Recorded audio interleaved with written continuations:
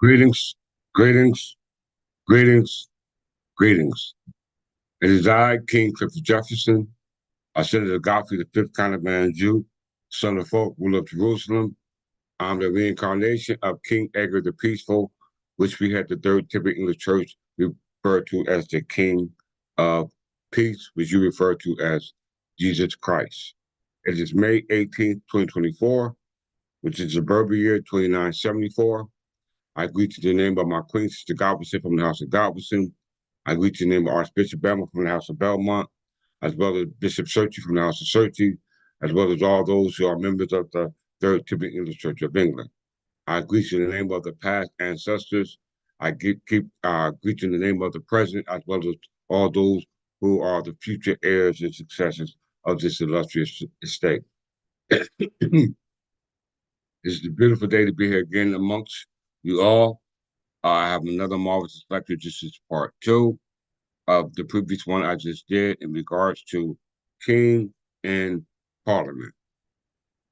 King and Parliament.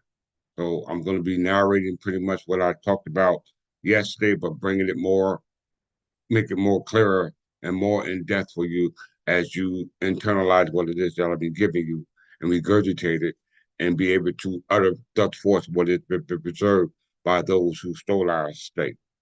Okay, so it's pretty much going to be what we talked about yesterday, but more in detail. Okay, so please get your pens and pads, your coffee, whatever it is you need, because this is going to be a beautiful ride. I give all those, give a couple minutes for those to come on in, as well as my moderators. But this is a glorious day. Okay, so I'll give it a couple minutes to let everyone get in and come on in. Any questions, please make your questions known. Any donations, please make your donations known, as well as gift grants, etc.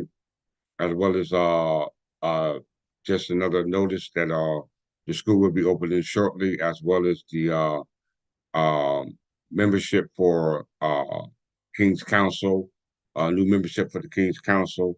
All these things will be in detail, as well as in notice to you all. Okay, so this is a very informative and impacting year that's going to come up from the roots from which we're bringing forth. So please pay attention. Right.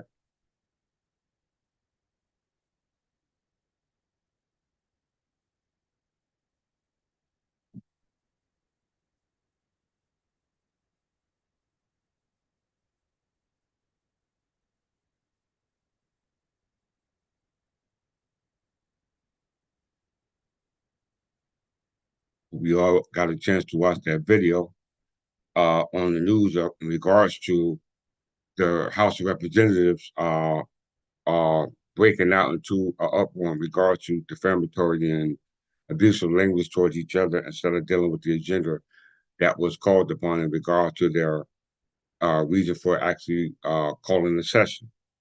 All right. So, it's a shame that this is what's preserved for our protection, not our protection, but for the citizens' protection, which is of no avail because really there's nothing to actually protect the citizens. All right.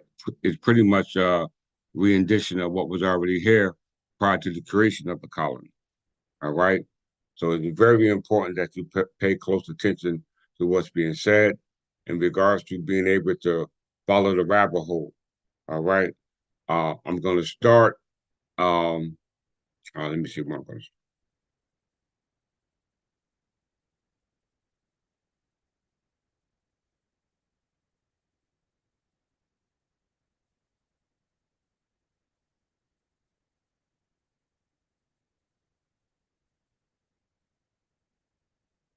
start from the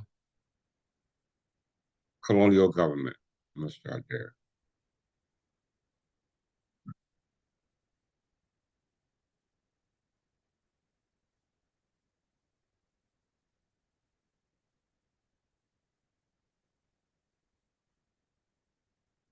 We talked about this yesterday, but we didn't go into detail like we're going to go into today.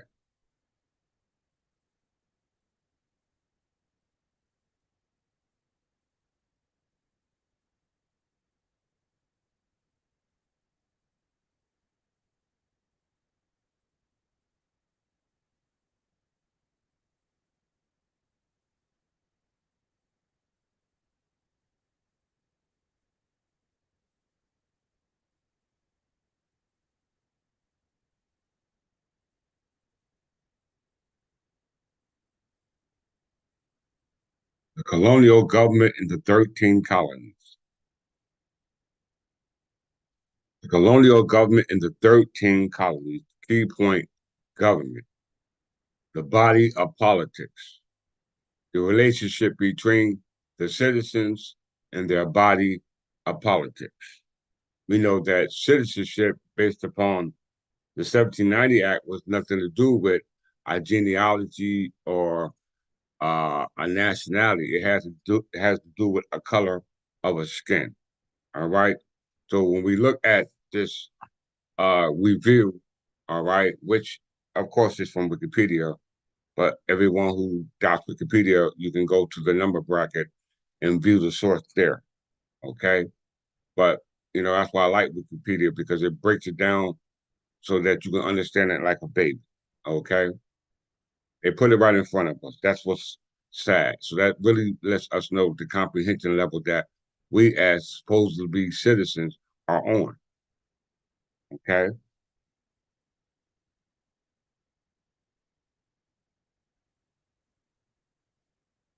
The government of the 13 colonies of British development in the 17th, 18th century under the influence of the British Constitution.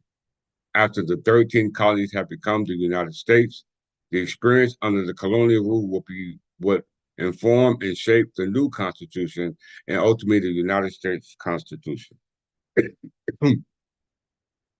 As we look at that paragraph, y'all, there's your sword. Okay, let's see.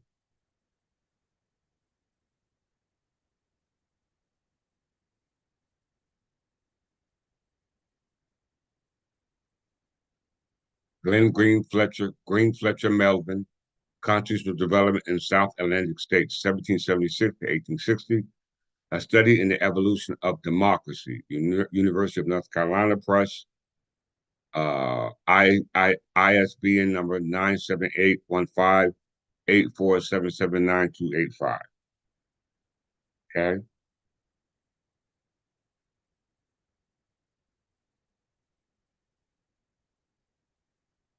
The government of the 13 colonies of British America developed in the 17th and 18th centuries under the influence of the British Constitution. Key point, the British Constitution. All right. Before you had the state's constitution, before you had the United States Constitution, you had the British Constitution. Okay. After the 13 colonies have become the United States, the experience under the colonial rule would inform and shape the new state constitution and ultimately the United States Constitution. We see that constitution for the colonial government under the British Constitution had nothing to do with the territories of Spain and the territories of France. All right, because it was ruled under what we call the Kingdom of France and the Kingdom of Spain, because those territories over here were considered colonies of the Kingdom of France and the Kingdom of Spain, called New Spain, New France, and New Spain. Okay, back to the article.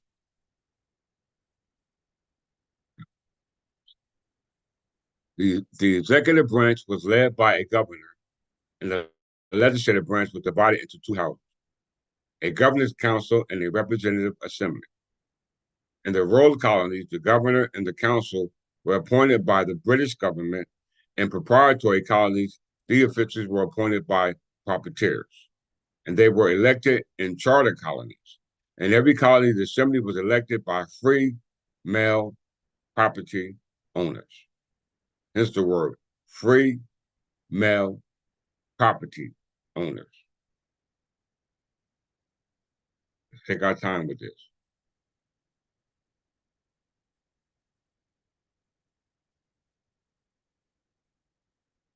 In domestic matters, the colonies were largely self-governed on many issues. However, the British government did exercise veto power over colonial legislation. And regardless of the type of colonial government, retained control of the law and equity courts. Judges were selected by British government and served as the king's pleasure. Diplomatic affairs were handled by the British government, as were traded policies and wars with foreign powers. Wars with Native Americans were generally handled by the colonial government. Okay?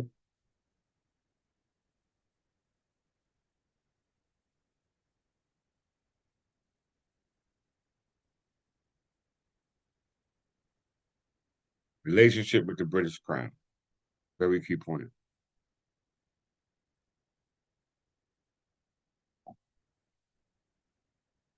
By the start of the American Revolution, the 13 colonies had developed political systems featuring a governor exercising executive power and a bicameral legislature made up of a council and an assembly.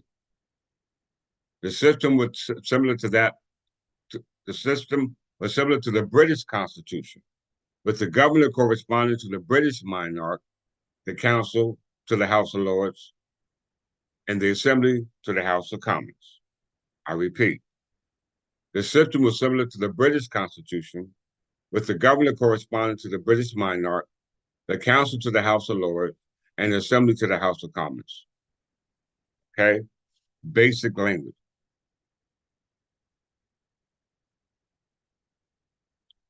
Here's your source.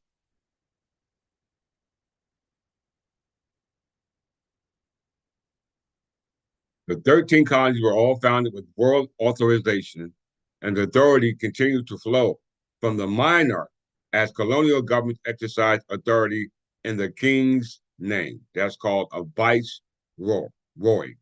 A viceroy. All right. A colony precise relationship to the crown depended on whether it was a charter colony, proprietary colony, or royal colony, as defined in the colonial charter. Whereas royal colonies belonged to the crown, proprietary and charter colonies were granted by the crown to private interests. All right. So the crown had authority and jurisdiction over royal colonies as well as chartered and proprietary colonies. Okay. Because the proprietary colonies and the charter colonies were grants given by the crown, and the royal colonies were the crown's property. Greetings from the House of Nunnery. Welcome. Welcome. Have a seat. Join me.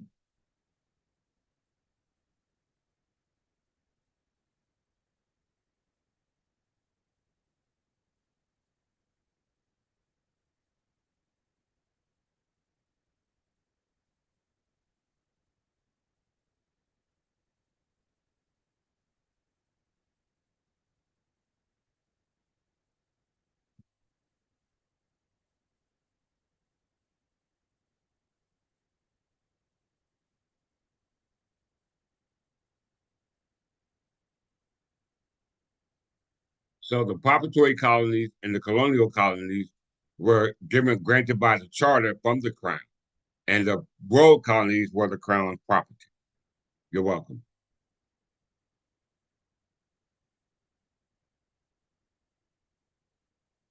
Control over chartered or corporate colonies, hence the word corporation, all right, was granted to joint stock company. We talked about this joint stock or joint stock, or what we call stockholders or uh stockholders, or what we call what's the other one? Stockholders or shareholders. Stockholders and shareholders are pretty much your investors. Okay, your investing companies. Where your stakeholders or your escrow agents or your what we call brokers are the ones who act in the place of your stockholders or your shareholders who finance them, okay, to do business. We must understand what's going on. So the funding corporation is the British corporation by way of the British Constitution. Okay? Key word, the British Constitution that was operating here in North America prior to that which was ruling over here, prior to the British Constitution and the British Crown under the British monarch, which are Scottish monarch, because prior to them, there were Frankish and Spanish monarchs ruling over here, as we see in the colonial government as expressed in the diagram. Okay? Control over chartered or corporate colonies was granted to a joint stock company such as Virginia Company. So that takes your mind of the Virginia, the colony of Virginia. All right.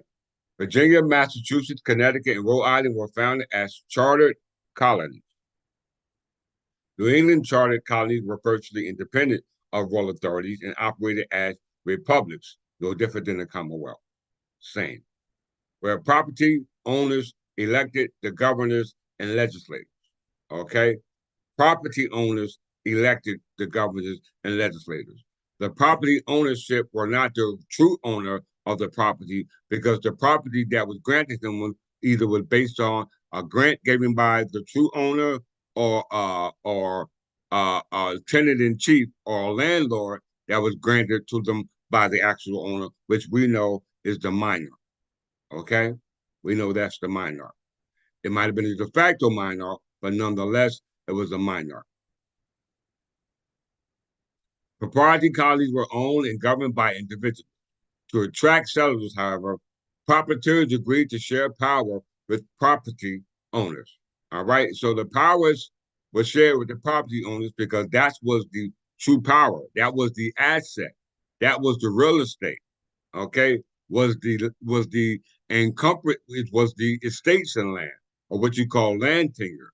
All right, it had nothing to do with the actual ownership. It had to do with the conveyance and the profit of it. This falls in what we call usury. All right. So to attract settlers, however, proprietors agreed to share power with the property owners. Maryland, South Carolina, North Carolina, New York, New Jersey, and Pennsylvania were founded as proprietary colonies. Everybody see that. So they were all either chartered proprietary colonies, which were granted by the crown, and we know that the royal colonies were the crown's property. Okay.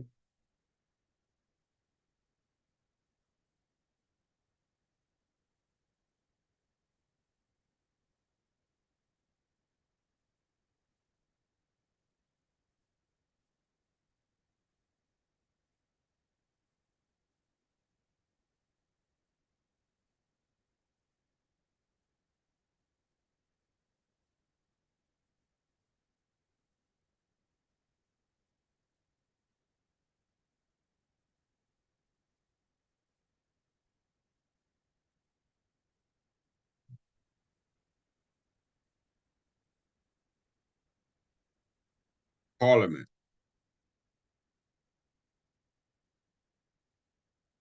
Parliament authority over the colonies was also unclear and controversial in the 18th century. As English government evolved from the government by the crown towards government in the name of the crown, the king and parliament. Did everyone hear that? Parliament authority over the colonies was also unclear and controversial in the 18th century. As English government evolved from the government by the crown toward government in the name of the crown, the king and parliament, the convention that the colonies were ruled solely by the monarch gave way to greater involvement of parliament by the mid 1700s. Acts of Parliament regulated commerce, defined citizenship, and limited the amount of paper money issued in the colony. Very important to see what's going on. These are British monarchs making rules and standards by for their property, such as the 13 colonies. All right, because we know that the 13 colonies got their start from the authority that was created by what we call the British Constitution. Don't forget that term, the British Constitution. The British government argued that Parliament authority to the legislate for the colonies was unlimited. This was stated explicitly in the Declaratory Act of 1766. The British also argued that the colonies, while not actually represented in Parliament, were nonetheless virtually represented. Okay? Virtually, virtually represented.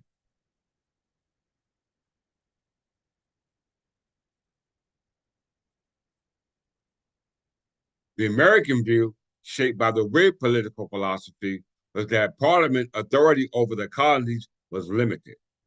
While the colonies initially recognized Parliament's right to legislate for the whole empire, the British Empire being, such as on the matter of trade.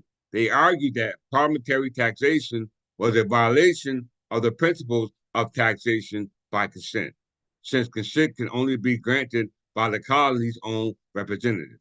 In addition, Americans argued that the colonies were outside of Parliament's jurisdiction and that the colonies owned allegiance only to the crown.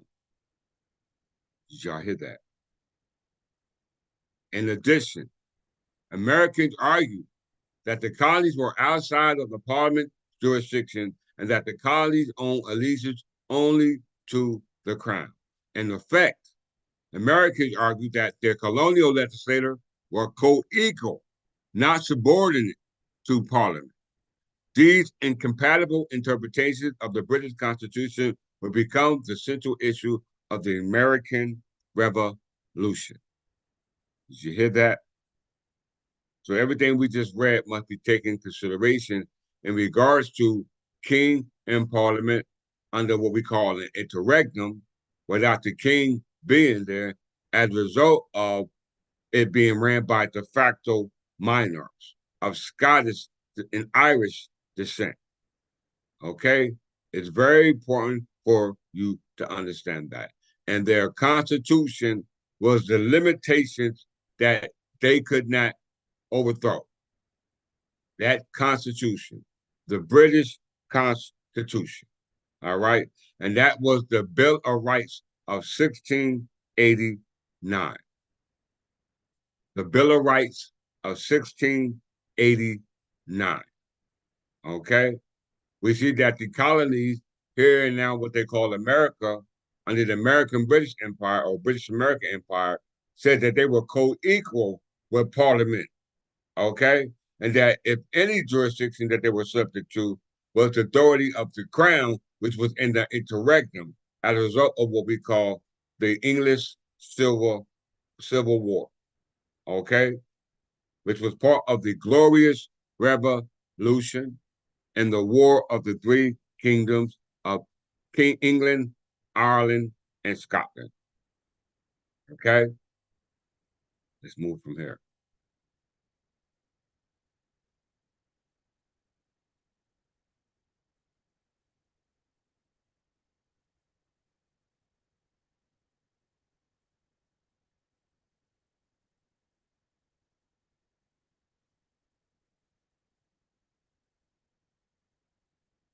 So everything based upon the colonial government here in North America was based upon the British Constitution. So what is the British Constitution?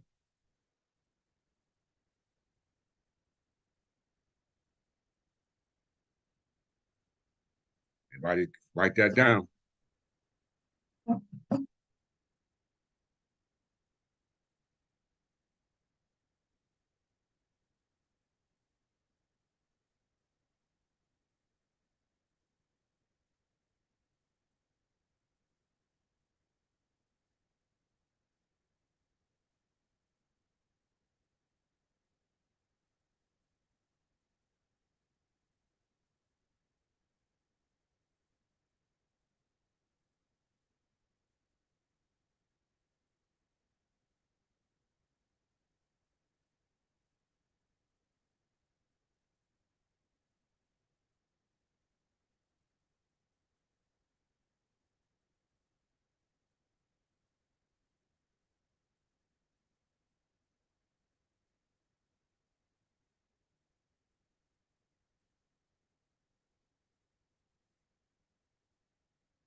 Constitution of the United Kingdom.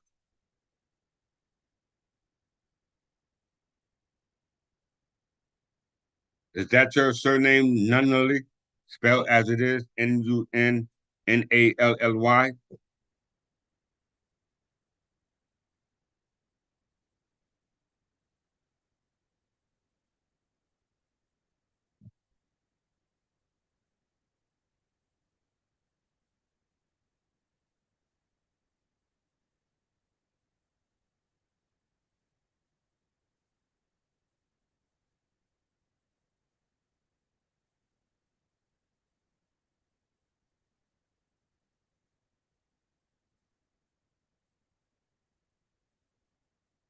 Okay, welcome to have you.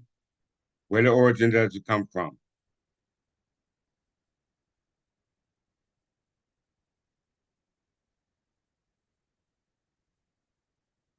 Georgia.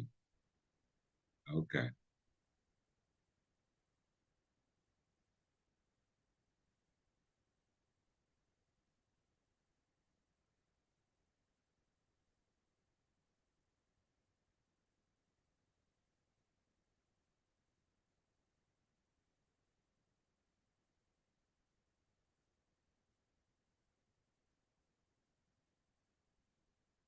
I say England.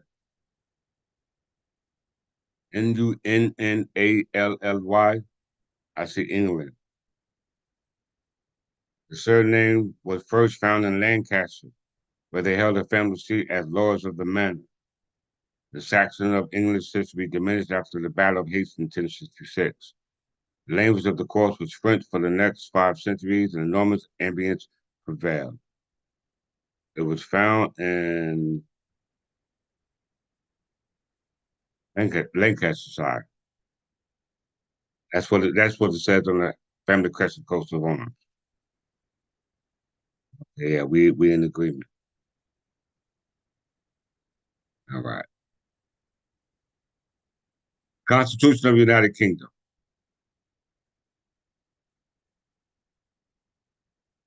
When we say United Kingdom, we're not talking about England. When we say United Kingdom, we're not talking. When we say Great Britain, we're not talking about England. Okay, it's very important for us to understand that that realization came not too long ago. Let's just make sure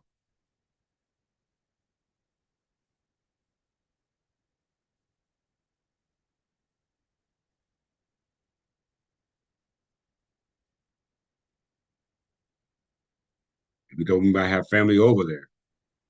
When we're concerning the Anglo sphere, we must be specific.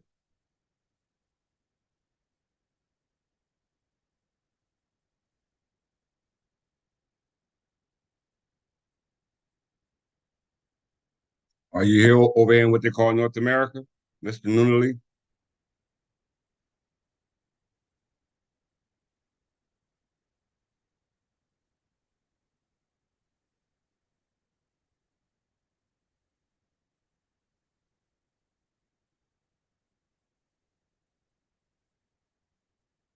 Right. This lesson's for you. All right, let's go back.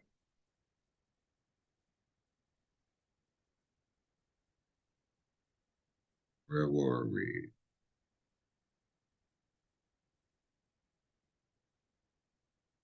Yes.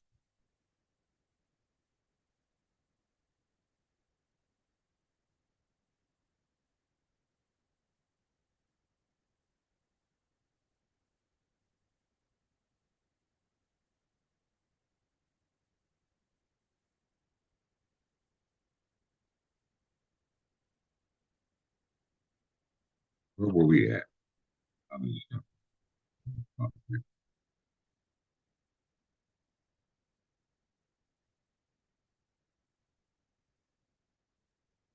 Illinois. Okay, glad to have you, Noble. All right. Oh yeah. Okay, I know.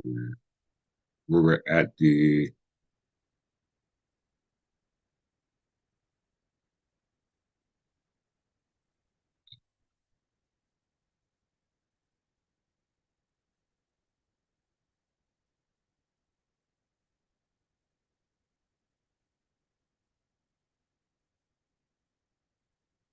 Yeah.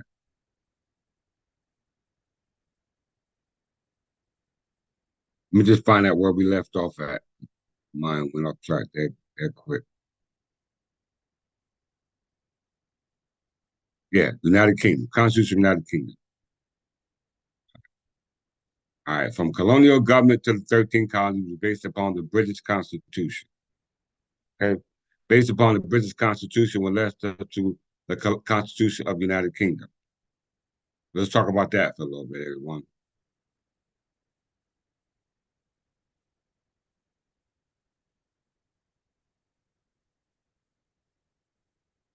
The Constitution of the United Kingdom comprises the written and unwritten arrangements that establish the United Kingdom of Great Britain in Northern Ireland as a political body. Unlike in most countries, official attempt has been made to codify such arrangement into a single document. Thus, it is known as an uncodified constitution. This enables the Constitution to be easily changed as no provisions are formally entrenched. Very important to understand that the government of the 13th colony was enshrined in the British Constitution, which is the Constitution of the United Kingdom, what they call the British Empire, or the Great Britain, or called Great Britain, or the Empire of Great Britain. Okay? The Constitution of Great Britain is the Constitution for Scotland and Ireland, not England. We must understand that. Not England. Has nothing to do with England. All right? They were operating under what they call a rump parliament or a commonwealth, which is what they call a republic, which is what you call a republic, known as a democracy, where they took the power from the king and they gave it to the people. What people? Them, because you're not citizens like them. You have their citizenship has to deal with the color of skin based off the Naturalization Act of 1790. All right. That goes back to the founding of their government. Their government was founded in 1789 in Pennsylvania at the Constitutional Convention in 1787. Okay. They were Scottish and Irish descendants who set up shop there as a result of the Revolutionary War. All right. As a result of what occurred, as a result of what we call the Bill of Rights of 1689 and the claim of 1689.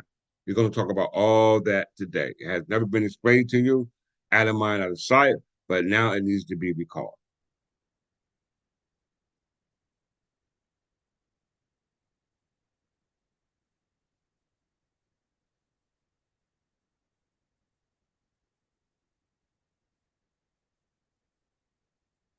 UK Supreme Court recognized a number of constitutional principles, including parliamentary sovereignty, the rule of law, democracy, and upholding international law. It also recognizes that some acts of Parliament have special constitutional status.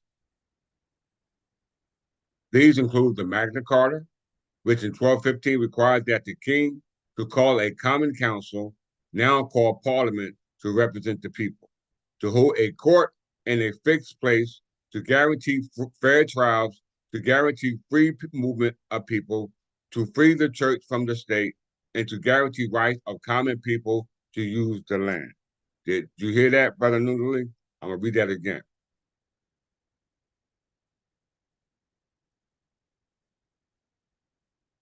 The UK Supreme Court recognizes a number of constitutional principles, including parliamentary sovereignty, the rule of law, democracy, and upholding international law. It also recognized that some acts of Parliament have special constitutional status.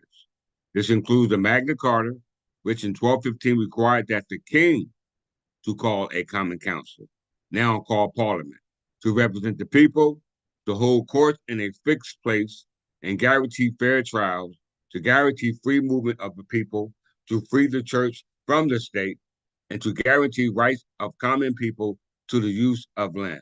This is requirement of the king. All right? Requirement of the king. Let me hide this in case people don't think I'm lying. Read it, y'all. The king to call common council. All right? King.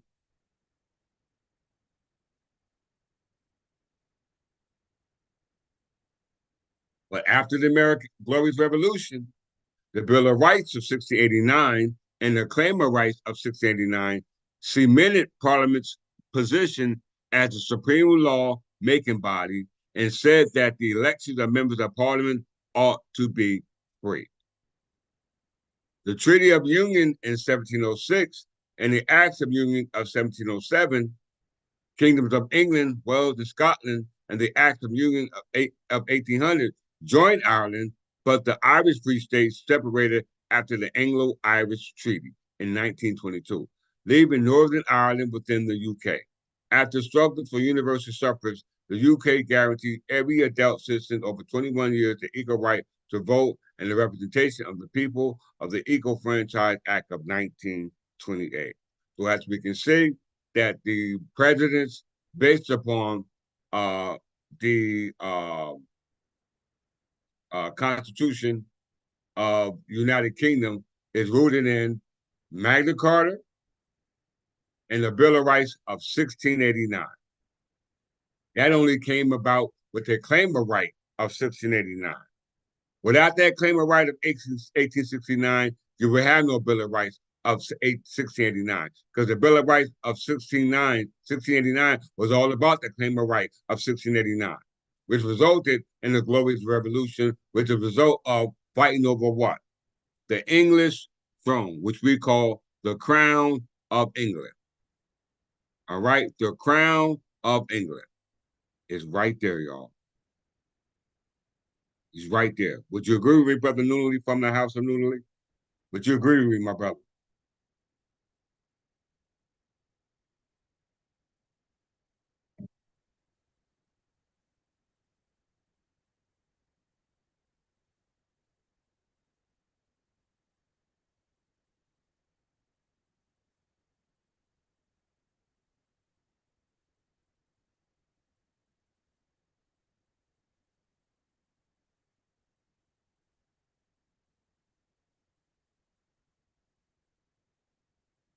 Okay. All right. This is how we teach there. This is how we get down at the Third Tipping Church of England. Okay. So as we can see, the 13 colonies under the colonial government, right? Under the colonial government was governed by the British Constitution. And the British Constitution was the laws governing the United Kingdom, now known as UK. Prior to that, it was called Great Britain, all right? And Great Britain came about in 1707. But before they can establish the Union of 1707, they had to come up with what they call the Constitution. And the Constitution was based upon the 1689 Bill of Rights. This 1689 Bill of Rights. It ain't the Magna Carta. That don't belong to them. All right? It's not the Magna Carta. The Magna Carta came from John, the son of Henry II, the son of Godfrey V, Count of Anjou, the son of Fulk, the ruler of Jerusalem. And Henry II was the founder of the common law. Okay? Very important. So even as it said, the British Constitution, right? What type of government did they have? Even in the British Constitution.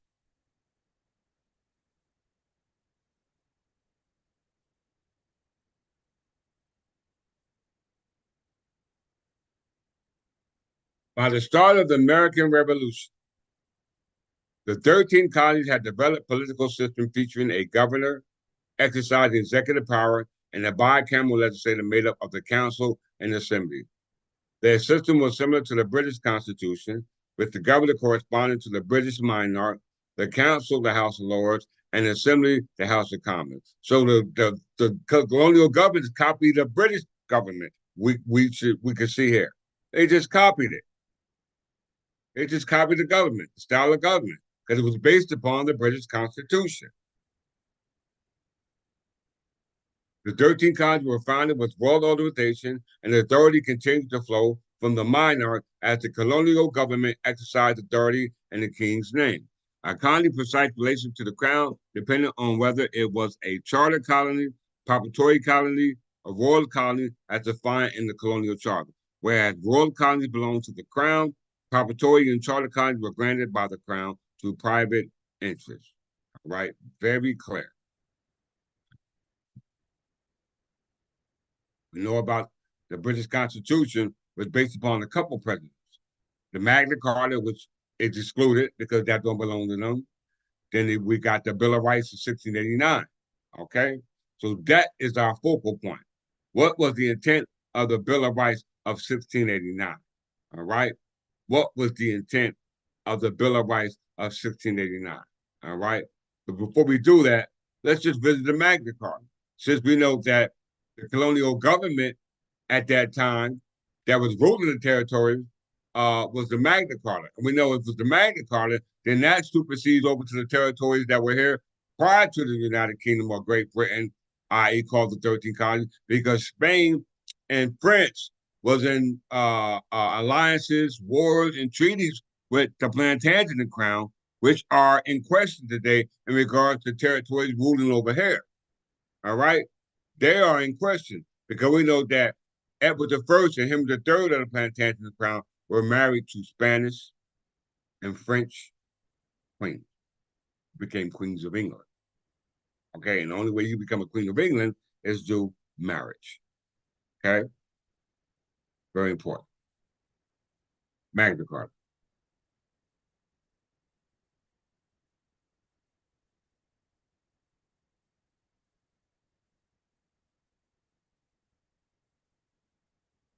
We're gonna disqualify the Bill of Rights of 1689 with the Magna Carta and even something that existed prior to the Magna Carta called the Clarendon Constitution. Okay, the Clarendon Constitution of 1164 disqualifies the Bill of Rights in lieu of 1689 based upon what the Bill of Rights was created for.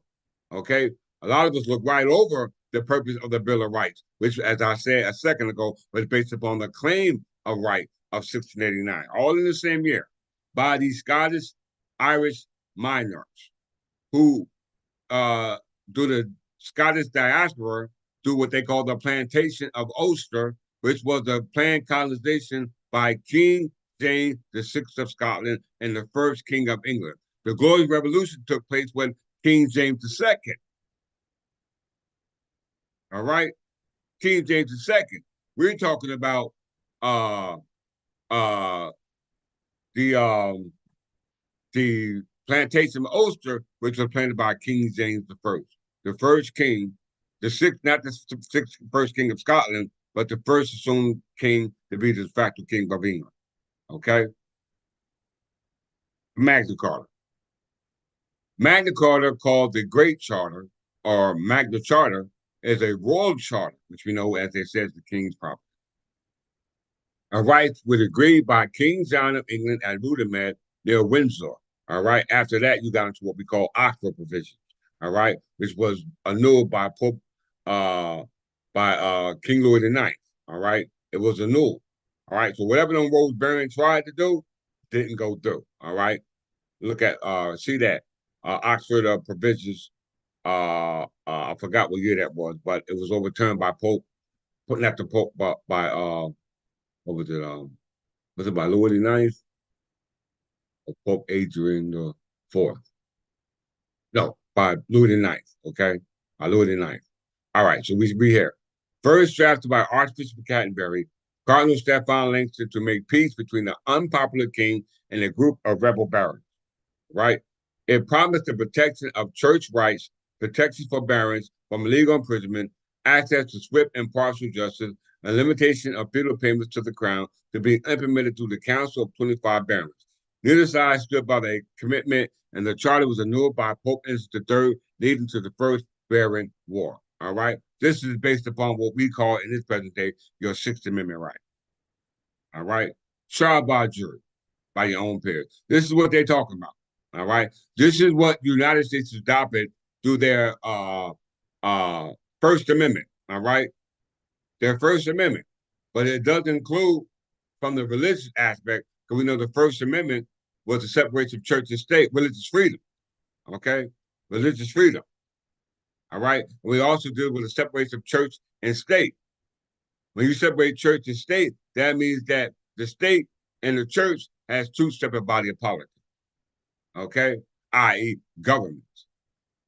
All right, government. You don't believe me? Let's see.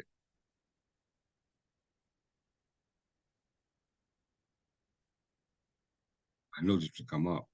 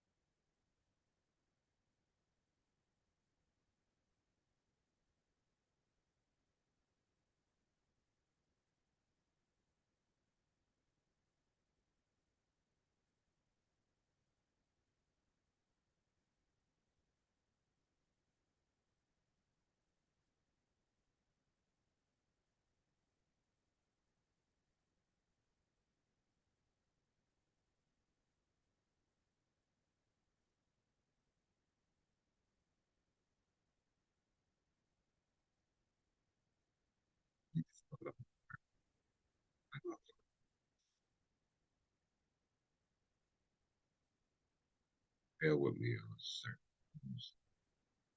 I won't be with you.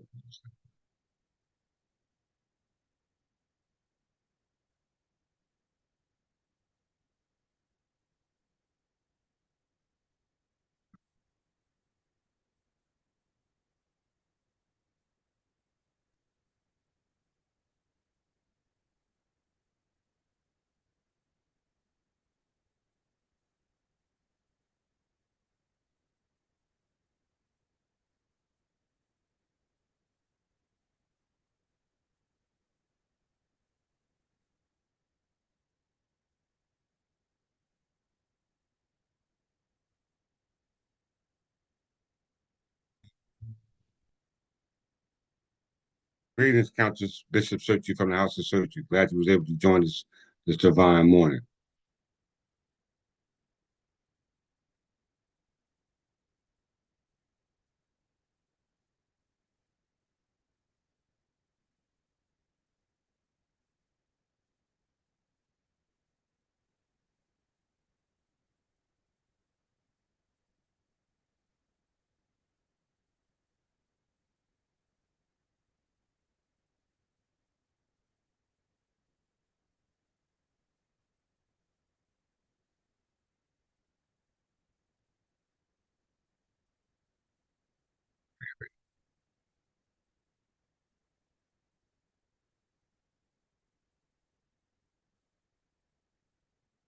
And I'm gonna just show y'all just for the sake of it.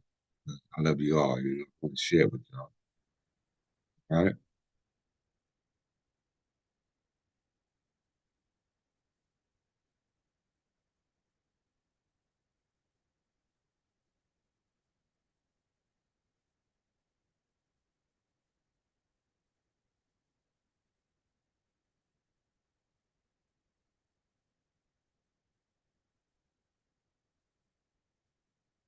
Yes. All about the Anglo-Spare. All about the Anglo-Spare.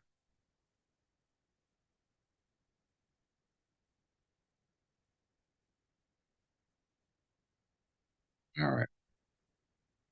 Everybody check this out. Discovery admission in regards to the matter that the king delivered on behalf of the heirs and successors. All right. This is the testimony. Read it. On April 18th, 2022, at 37 a.m., King Clifford Jefferson presented and filed with the county clerk, Don Demino, a certificate of incorporation of the Third Temple English Church of England and the heirs successors as the corporation sold. The file number instrument, blah, blah, blah, blah, blah, blah, as you can see here, is on file, so it's not for private use. All right. Pursuant to New Jersey Revised Statute 46:26A-5. Right.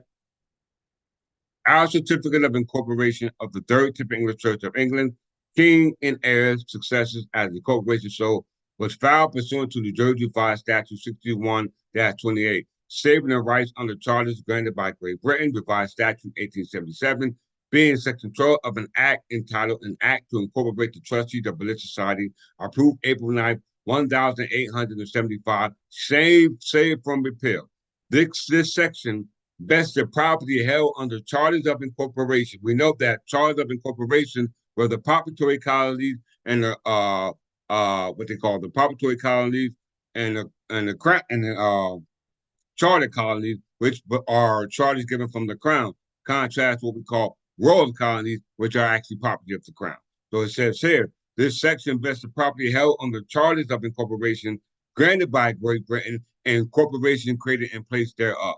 So that means that the property that are being overseen by the corporations through the incorporation of those corporations, i.e., proprietary colonies, now called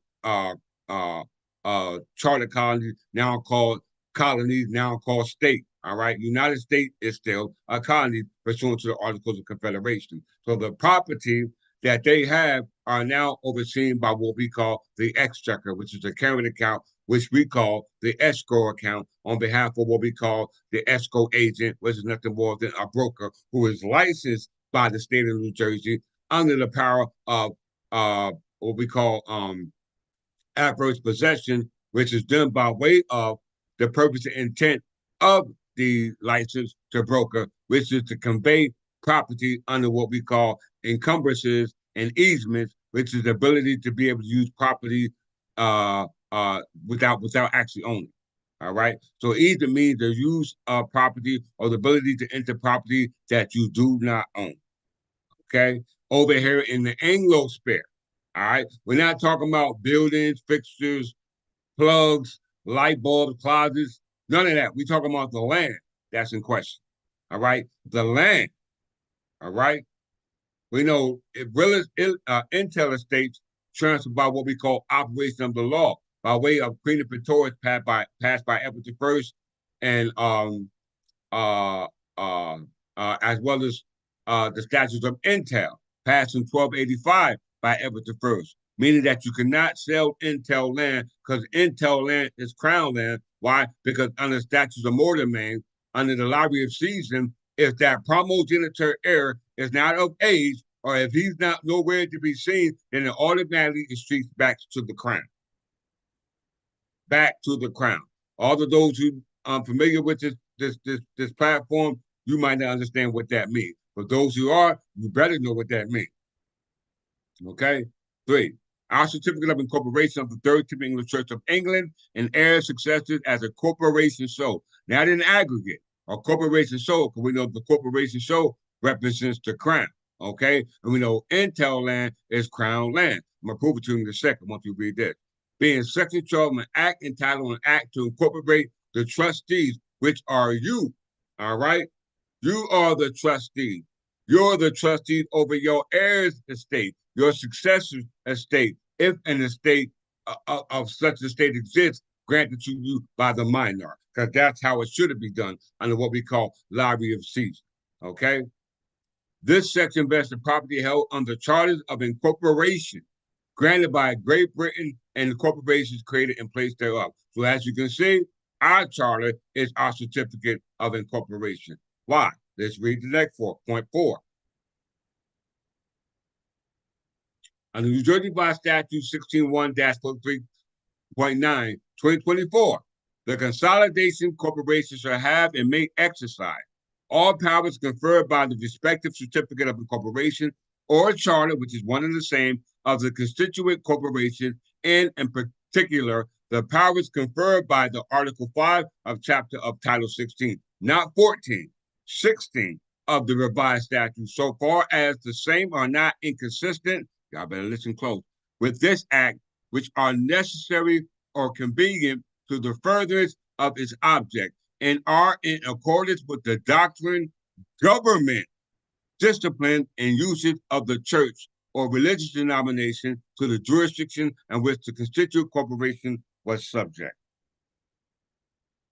Did y'all hear that?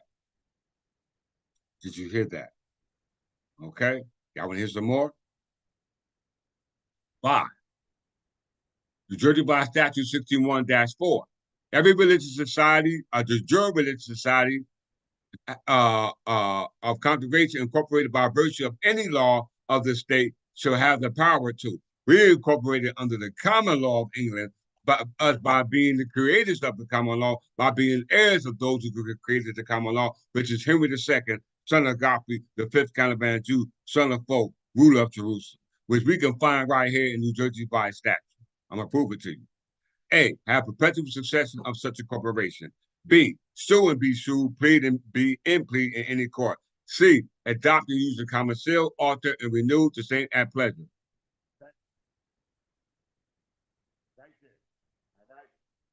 D, adopt such officers, agents, employees as may be required for its properties, institutions, and business. E, make by law and rules consistent with laws for the regulation and management of its affairs, properties, and institutions.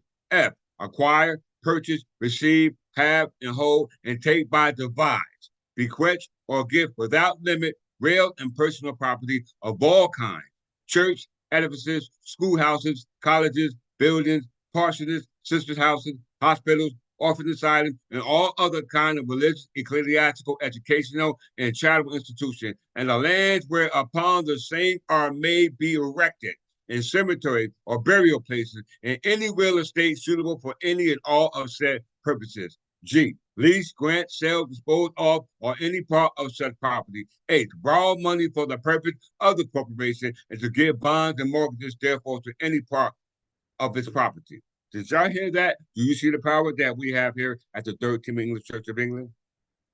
Do you see the power? Why? Let's see. Let's see.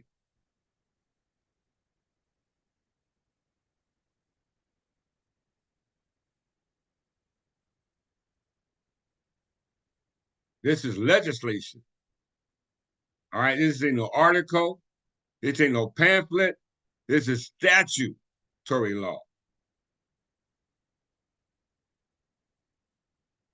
Why do we have all the authority to do what they just said under 4.1-6 of Title 16, Title 16, under Title 46 of the Jersey by statute, and under 16.1-4, the powers of a religious society?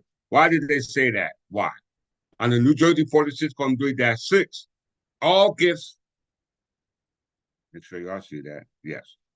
All gifts, grants, or conveyances made prior to and after July 4th, 1776, the day United States of America declared their independence from Great Britain under the Articles of Confederations, known as the First, Second Continental, then became the First and Second Continental Congress, then the Confederation, and then their Constitutional Convention in Philadelphia, where they declared they assumed to establish on July 2nd that they were going to declare their independence, was secured on July 4th, 1776.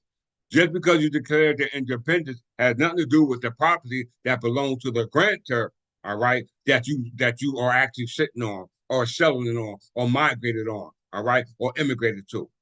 All gifts, grants, and conveyances made prior to July 4th, 1776 of any estate of inheritance by a letter patent under the great seal of this state or any other manner by the state or by the legislators thereof or by the commissioners or agents of forfeited estate or by other lawful and competent authorities under the state shall be and remain allodial and not feudal, and shall forever be and continue in free and pure allodium only, forever discharged of all feudalities and interests thereof, and all services whatsoever.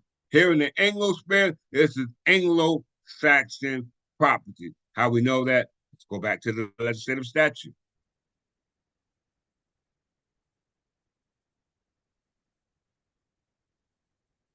This is what they got to answer to in that superior court.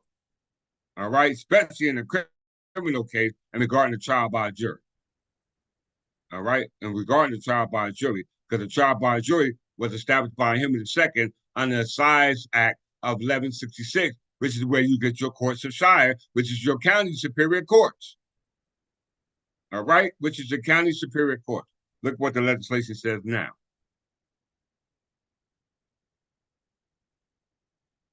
Feudal tenures are abolished. This is why the land is allodial. This is why it belongs to the king, because king owns the land allodial. No one has an interest in that land.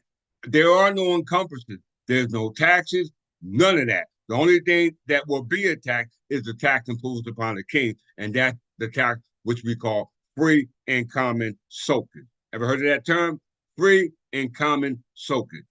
It says here, feudal tenures are abolished. The feudal tenures, estates, and the interests thereof are taken away and discharged and are abolished from and after March 12, 1664. So March 12, 1664 is when Charles II gave charges to Duke of York and George Carteret, which were revoked and surrendered back to the crown in 1702 on the New Jersey Provincial Council and the province of New Jersey.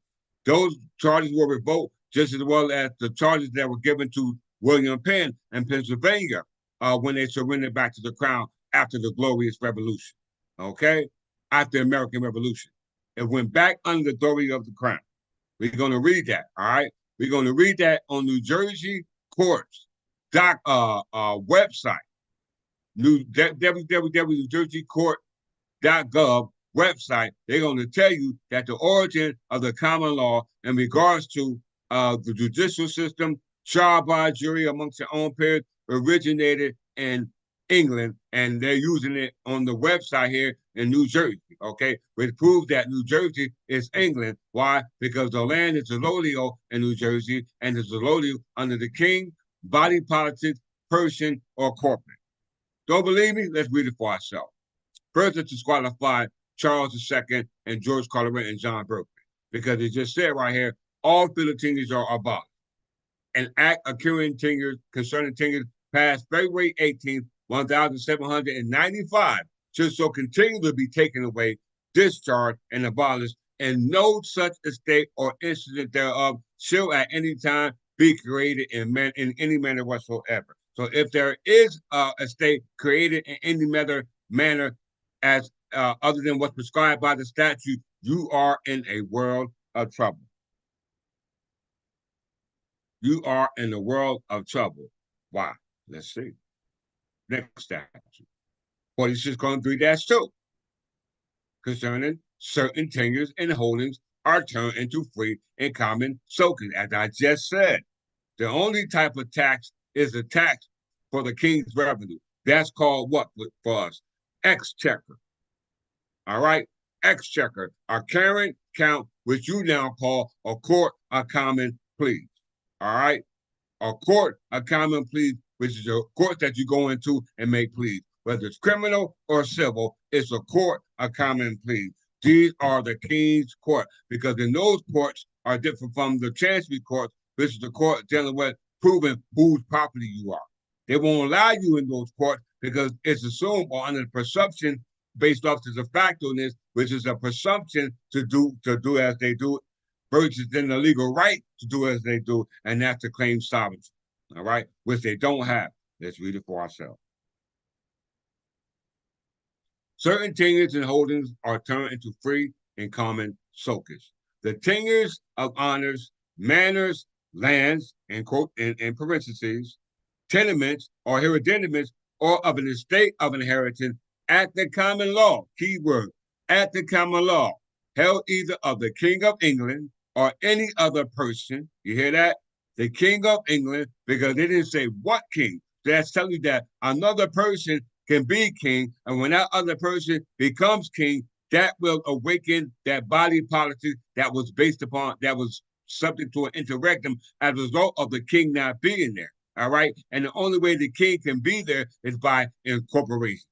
You want to call it incarnation or some type of spiritual or abstract thing, but there's nothing more than incorporating those laws reference to that king. All right. You can either do it the abstract way, which is where your problem at. All right. So it says the tenures of honors, manors, or hereditaments of an estate of inheritance at the common law, held either of the King of England or any other person or body politic or corporate at any time before July 4th, 1776. So they're not talking about the United States or anybody who's a part of the United States. Because remember, they separated church and state, and they also said that no tests are required for holding a public office, whether in the state or whether in the church. So if I ain't bothering about you becoming an officer of the state, whether what officer you are, a legislative officer, an executive officer, a judicial officer, you shouldn't have a problem with me becoming king of England. All right? You didn't have a problem with becoming king of Scotland and Ireland or United Kingdom, so why you got a problem with us? All right? So based off January 14th, points of July 4th, 1776, and declared by Section 3 in an act concerning tenures passed February 18th, 1795, confirming it is to be turned into free and common soakers from the time of their creation and forever thereafter, shall continue to be held in free and common soakers, discharged of all tenure charges and instances enumerated in the section 3. Did y'all hear that? I don't think y'all did, so let's qualify even more.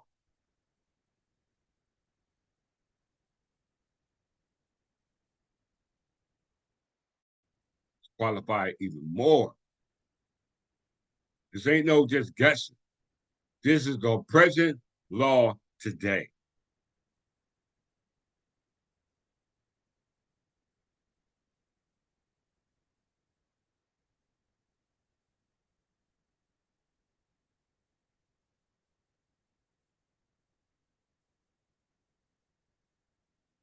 New Jersey Revised Statute, Title 46, colon 3-10, concerning fines and common recovery. Okay? Fines and common recovery. It was an act passed by Charles II too as well. I ain't gonna have time to pull that up for the sake of the time of the class.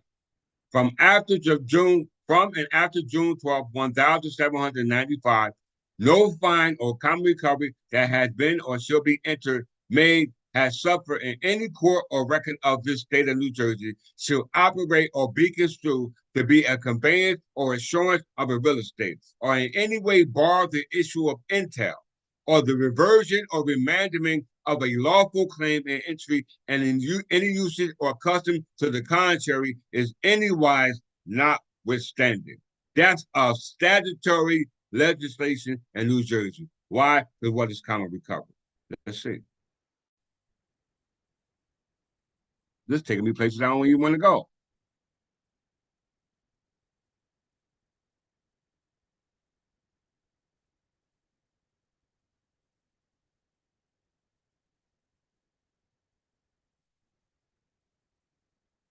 I'm glad I did go here because it's going to bring you to Queen of Petors. It's going to bring you right to Queen of Petors.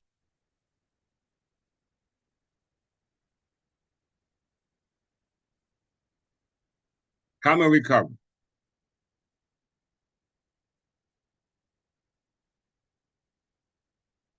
Ooh, boy, I'm bad. I'm bad. A common recovery was a legal proceeding in England that enabled lawyers to convert a entail estate, a form of land ownership also called fetail, into absolute ownership, fee simple. This was accomplished through the use of series of collusive legal procedures, some part of which were fictional and others unenforceable and therefore null and void. It was devised and perfected by lawyers in the second half of the 15th century. It was abolished by the Tarquin case in 1472. They're in the world of trouble, y'all. They are in the world of trouble. Let's see why. Entails were originally designed to keep ownership of land within a family. Thanks to the effect of the statute de donis conditionalibus, the intent of the entail could not be broken. Greetings, Brother Burgess from the House of Burgess. Good to have you. Thanks to the effect of the statute de donis conditionalibus, the intent of the entail could not be broken. This meant that land in detail could not simply be sold, transferred, or mortgaged as whatever current owner did with it. Ownership would automatically pass on the death of those specified by entail by what we call operation of law, as you can see in the statutes we just read in New Jersey. All right. While entail performed a valuable function in the 13th century when the donis conditionalibus was enacted, by the 15th century, the courts had extended their scope so that they were not perpetual. You hear that? Social economic conditions meant that landowners were more concerned with being able to freely sell, convey, mortgage their land. All right, so this is conveyance instead of proof of ownership. In the second half of the 15th century, common recovery was devised as a way of circumventing the donis conditionalibus. Did y'all hear that? That's called the Statutes of Entail. All right, the Statutes of Entail. Let's make sure.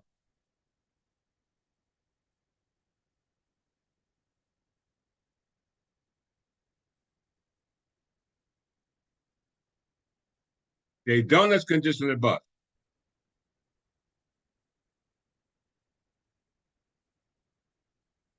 Who passed it? Edward III, Edward the First, son of Henry the Third, son of Henry the Second, son of Godfrey the Fifth, Canavan Jew, founder of the plantation of the crown, son of Pope the Fifth, ruler of Jerusalem. All right, that's why New Jersey is called the Garden State. The Donuts Conditionalibus or Estates Tell Act of 1285 is a chapter of English Statute of Westminster. It originated the law of entail forbidding landowners to sell his land except to his heir. Okay, except to his heir.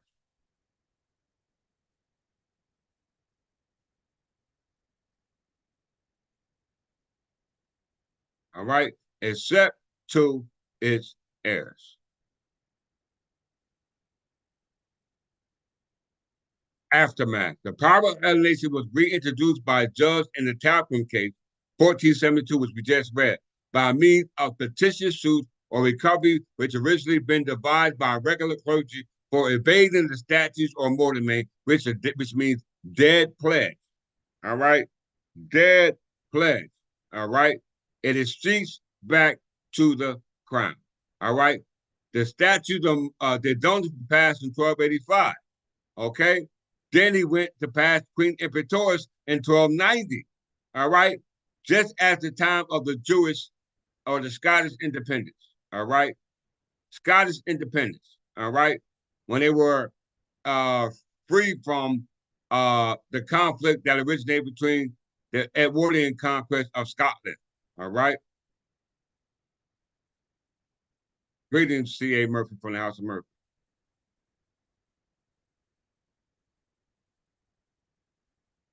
Queen Imperatrix is a statute passed by a Parliament of England in 1290 in the reign of Edward I that prevented tenants from alienating their lands to others by substitution, instead required all tenants who wish to alienate their land to do so by substitution. This statute, along with its companion quo warranto, meaning an order to show just cause, also passed in 1290, was intended to remedy land ownership disputes and consequent financial difficulties that have resulted from the decline of the traditional feudal system in England during the High Middle Ages. So we see that the statute of entail, the indulgence conditional bus, and Queen Imperatrix was the statute passed by Edward I of the Plantagenet crown, son of Edward III, Henry III, son of Henry II, son of Godfrey V, Calaveran Jew, son of Fulk, the ruler of Jerusalem. Now, why is this important? And why did our ancestors pass this law? Why did they do so? All right, let's see why. Let's go back to the legislation. Because it just said right here.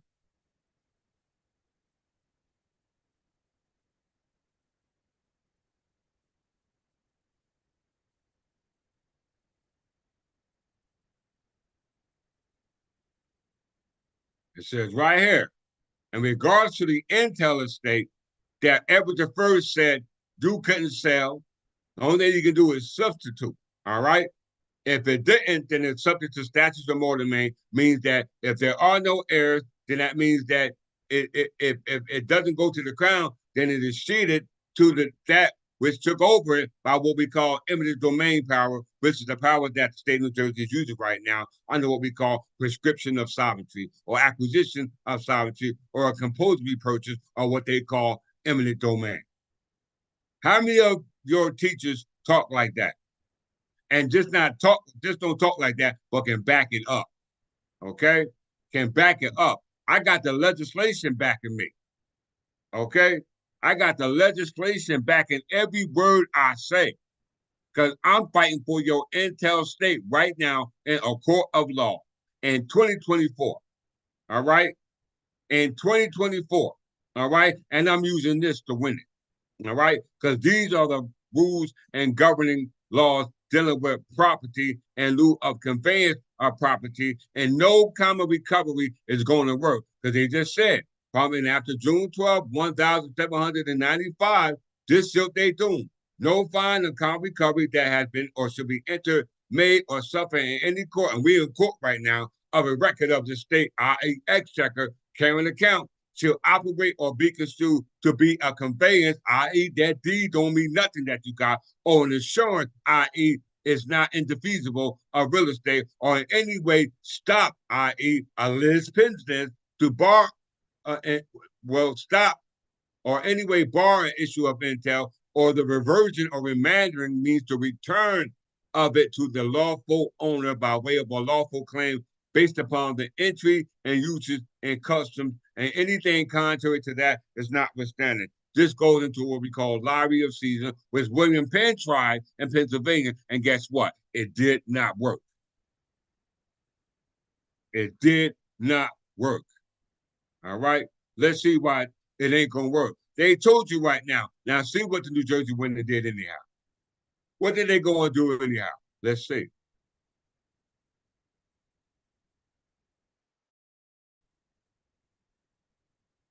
And all of this is before the court that the prosecutor got to deal with. Estates of entail are abolished. New Jersey is abolished the states of entail. It's right here in the statute. You can't amend this, nor can you redact this. Okay, ain't no redacting this. This is already in my affirmative defense. Everything I'm showing you right now is in my affirmative defense. All right. Whenever any conveyance, will, or instrument, all right, in writing, all right, we know writing is an instrument based off a conveyance from a third party known as a stakeholder, which usually winds up being a broker or an escrow agent. All right. That's usually who's the one who creates the will or the one who creates the deed, which is nothing more than a piece of paper showing from a grantor to a grantee, not even proving who the owner is. All right. Whenever any conveyance, will, or instrument of writing shall have to be made, whereby any grantee, devisee, or other person should become seized in law or in equity of such an estate and real estate as under the statute of Edward I, called the Statute of Intel, which we just read, should not be abolished.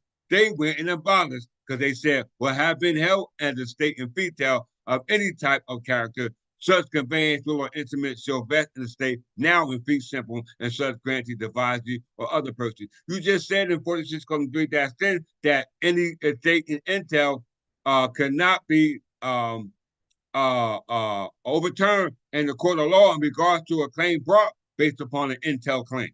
All right. And anyone who holds a fee simple state will not win in the court of law because they're not going to deal with it. All right. So what's our chance in the court of law? 100%. 100%. Let's read it. They went and changed intel states to fee simple. And there, let's go back to 46:3-10.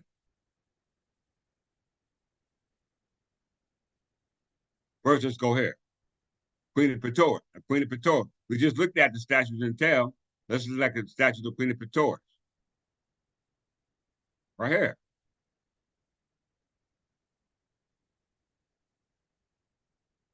Both passed by Edward I, King of England of the Plantagenet crown. Queen Imperatrice Tyrone, alienation of freehold.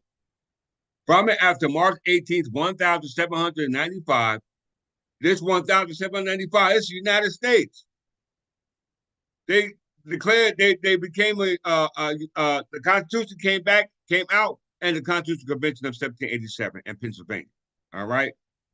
And we know Pennsylvania was established by the Greek and Turkish ceremony that's supposed to go back to Ashington, who was Anglo-Saxon Berber, which is our ancestor. All right.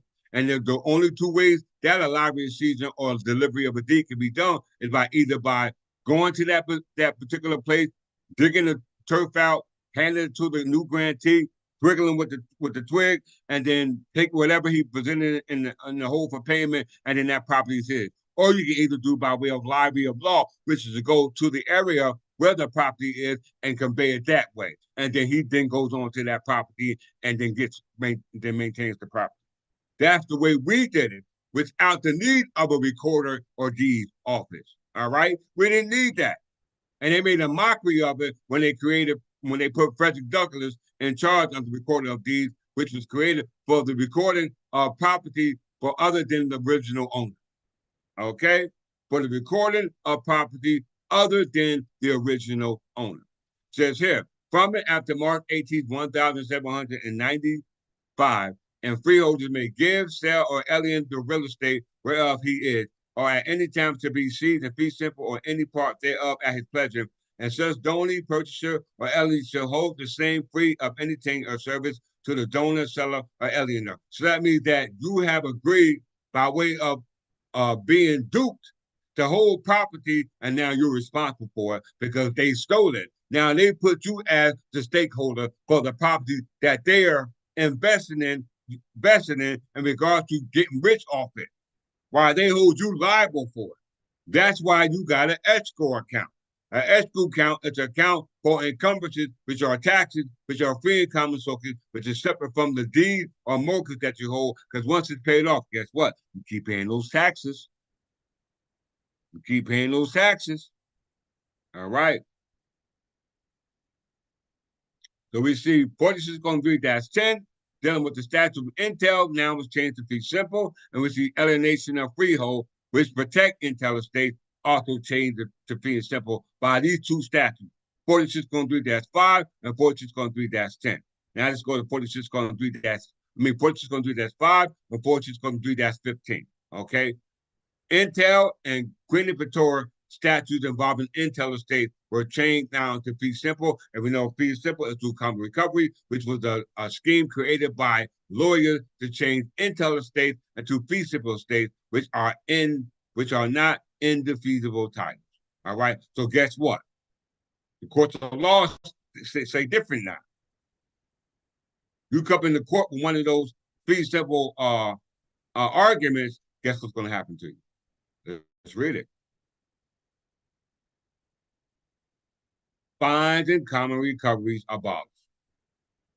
From after June 12, 1795, no fine or common recovery that has been or shall be entered, made, or has suffered in any court of record of the state shall operate or be construed to be a conveyance or insurance of real estate. So it does not assure a proper conveyance, nor does it assure that it is what does it say, construed or be conveyed to be an actual assurance of is the property being yours, or any way bar the issue of intel or the version of amendment of a lawful claim and entry based upon the uses and custom to the contrary, and anything contrary to that custom and usage which is done based off intel estate, which involves reversible management, is notwithstanding. Okay? Is notwithstanding. You don't believe that? Let's go to the Common Recovery Act.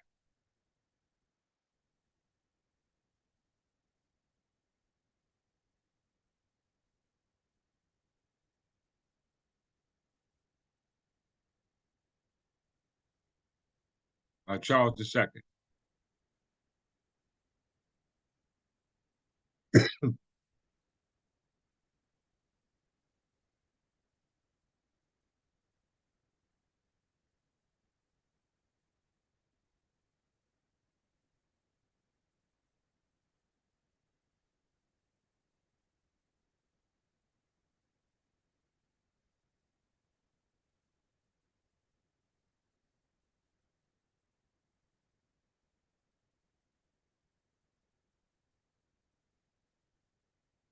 Now the statute says fines and recoveries abolished. New Jersey Revised Statute 46:3-10. Okay. Now you're reading that's 2024. Look where it comes from. Fines and Recovery Act of 1833.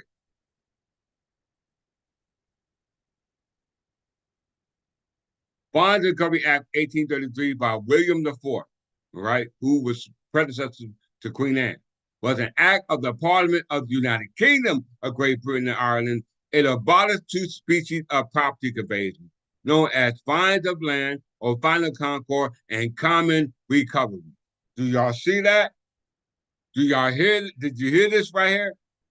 Do you hear it? All right. The kings, Scottish kings, confirmed that common recoveries are abolished.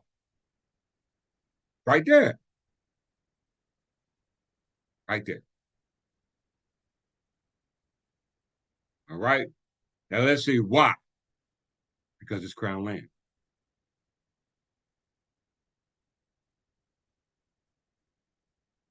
It's crown land. Right here. Crown land.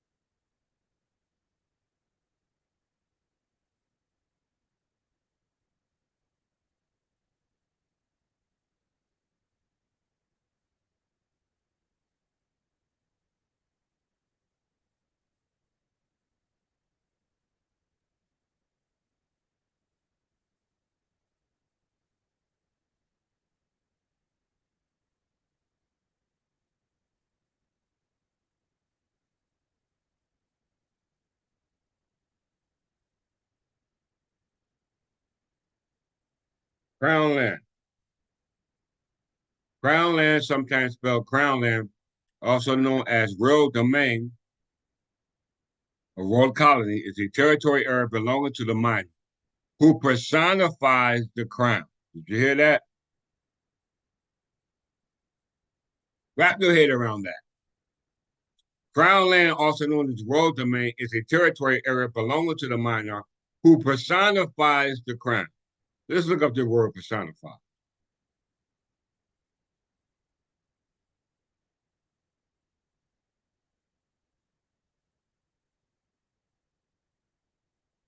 Represents a quality by a figure in human form. Did you hear that? Attribute to a personal nature of a human characteristics to something non-human. Represent or embody a quality, concept, etc. in physical form. Okay? So ain't nothing spooky about Jesus Christ's story. It's right here. Right here. Do everybody understand that? Do everybody understand that? Remove this abstract and deal with the concrete. Because the one who created the abstract was King James. And he was sitting on the crown of England, controlling crown land, which belongs to you because the estate was intel, which belongs to heir. They created the fee simple estate that allowed everybody else to subjugate it.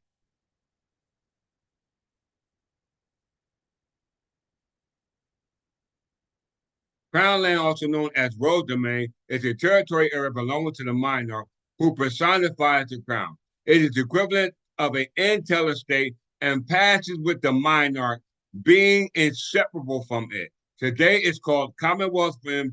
Crown land is considered public land and is apart from the monarch part of the state, which is called the public domain.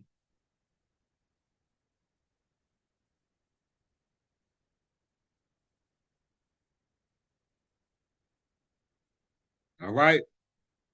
Public domain. Like Counselor Bishop Searchy said, I don't care what you claim, they're not going to honor it because it don't even belong to them.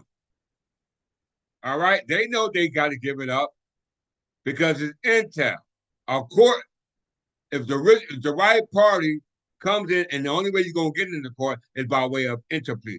All right? Somebody suing by way of petition or right in the defensive position, not the plaintiff position, because they're never going to allow you to get in them doors. They're never going to allow you to get in them doors. You got to come through the back door, buddy.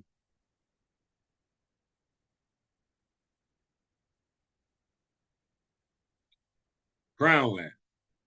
Okay? Intel land and crown land is one and the same. All right? It does belong to you, but it's abandoned because they assume that you don't exist anymore. The Anglo-Saxon, that English people don't exist anymore, so therefore they can move based off of what we call uh, um, uh, interstate. And interstate means that there's no heirs, and when there's interstate, it is streets to the one in possession of it now through what we call prescription of sovereignty or acquisition of sovereignty. Okay, I don't have time to go back through those terms, but you will get it. All right, you will get it. Let's continue. All right. We know the crown represents the king. Okay,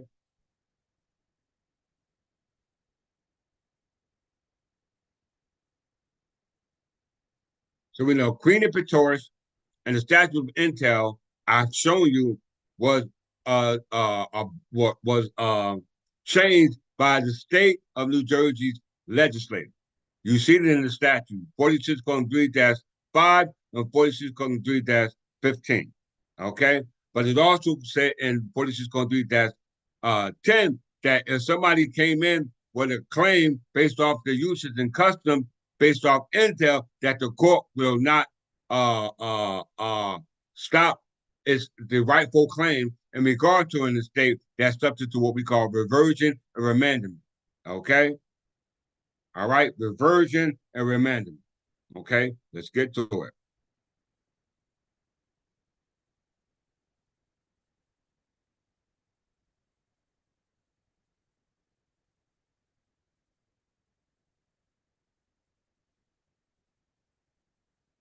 Anglosphere.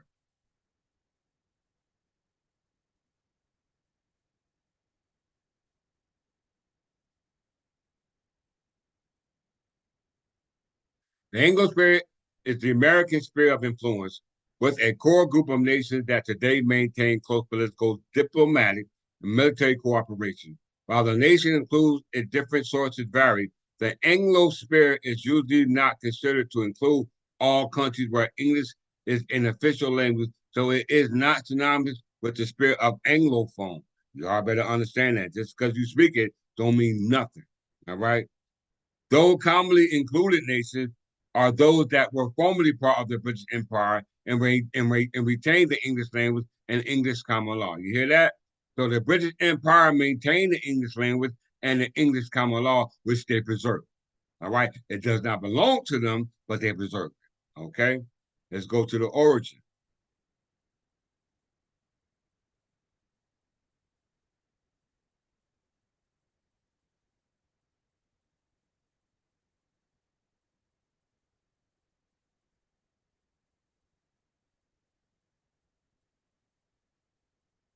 English overseas possession. Hold on. Let's just go back to the map. All right. Look at the map we're talking about. All blue is considered the Anglosphere.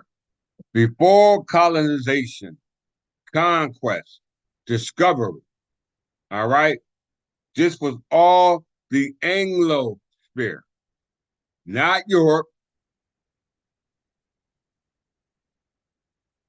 not Asia, Africa, nor Asia. Do we understand?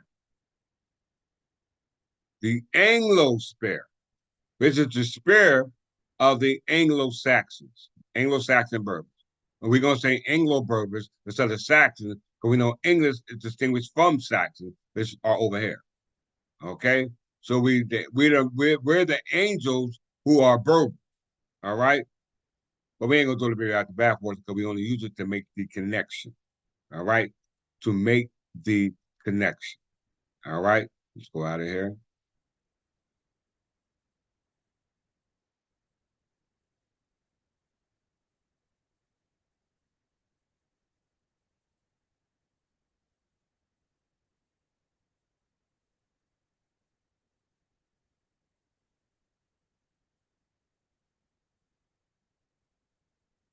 Now we go to English overseas territories. Under the King's jury, radical title. Radical title.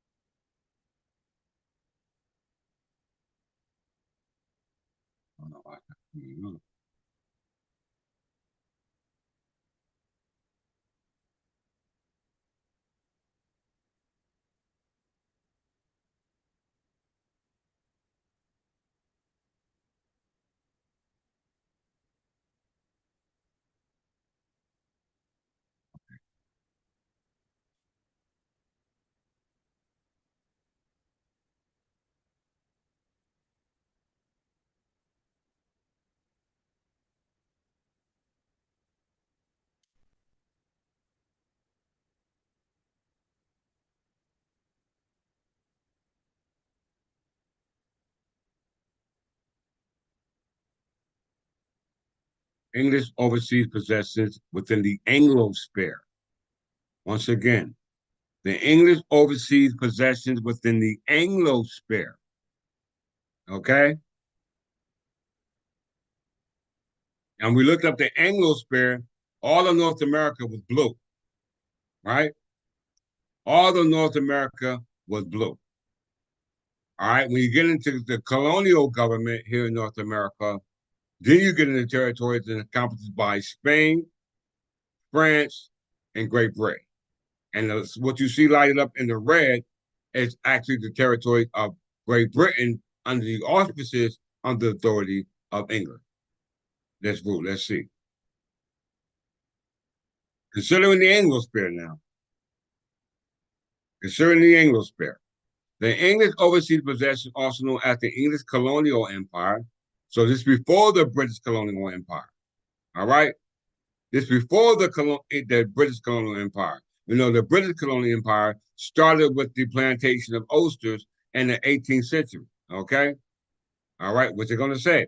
The English overseas possession, also known as the English colonial empire, comprised a variety of overseas territories that were colonized, conquered, and otherwise acquired by the former Kingdom of England. All right, during centuries before the Act of Union of 1707. Did you hear that? Centuries before the Act of Union of 1707, between the Kingdom of England, the Kingdom of Scotland, and the Kingdom of Great Britain. The many English possessions then became the foundation of the British Empire, which started from 1649 to 1660, which starts what they call the Rump Parliament under what they call the Commonwealth. It was a fast-growing naval mercantile power, which until they had yet overtaken those of the Dutch Republic, the Kingdom of Portugal, and the Crown of Castile.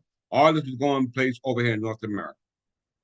The first English overseas settlement were established in Ireland, followed by others in North America, Bermuda, West Indies, and by the trading posts called factories through the Industrial Revolution and in East Indies, such as the Bantam, and in the Indian subcontinent, beginning in Surat.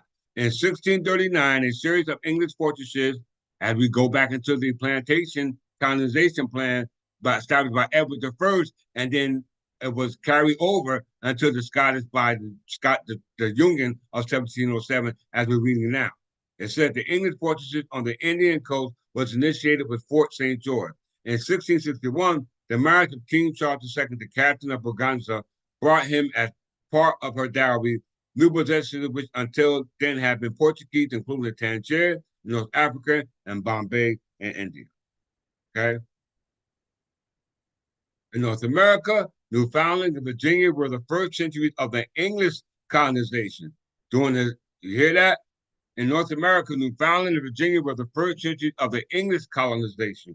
During the 17th century, Maine, Plymouth, New Hampshire, Salem, Massachusetts Bay, New Scotland, Connecticut, New Haven, Maryland, Rhode Island, and provinces were settled. In 1664, New Netherland, New Sweden were taken from the Dutch, becoming New York, New Jersey, and part of the Delaware and Pennsylvania. So there's a history dealing with the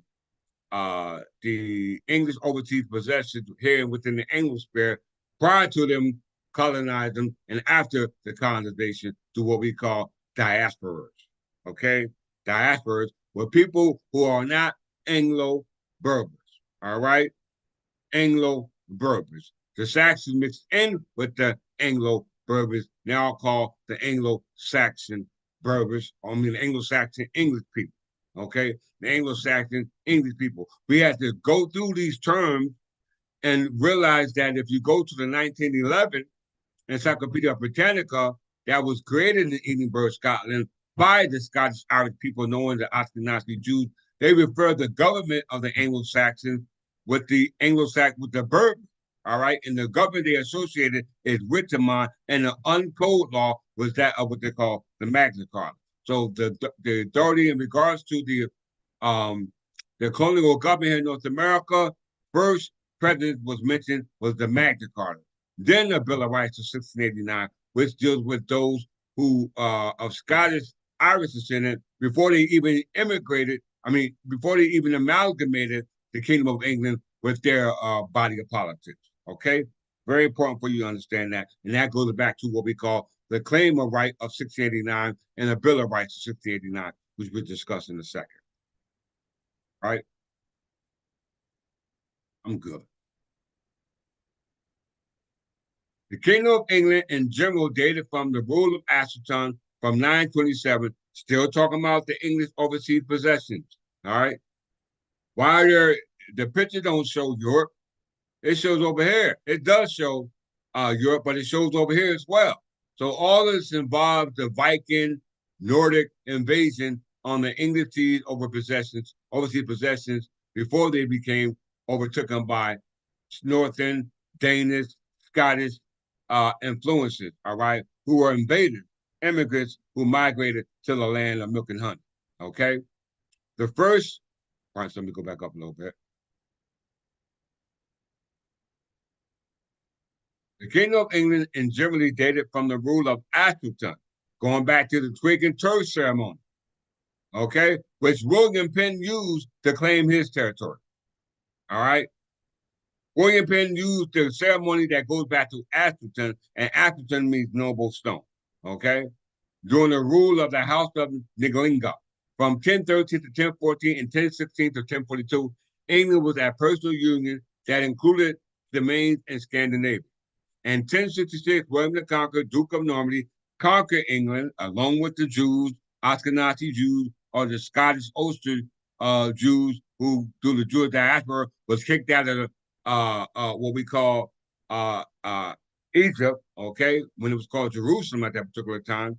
It says in 1066, William the Conqueror, Duke of Normandy, conquered England, making the Duchy of Crown Land. Did you hear that?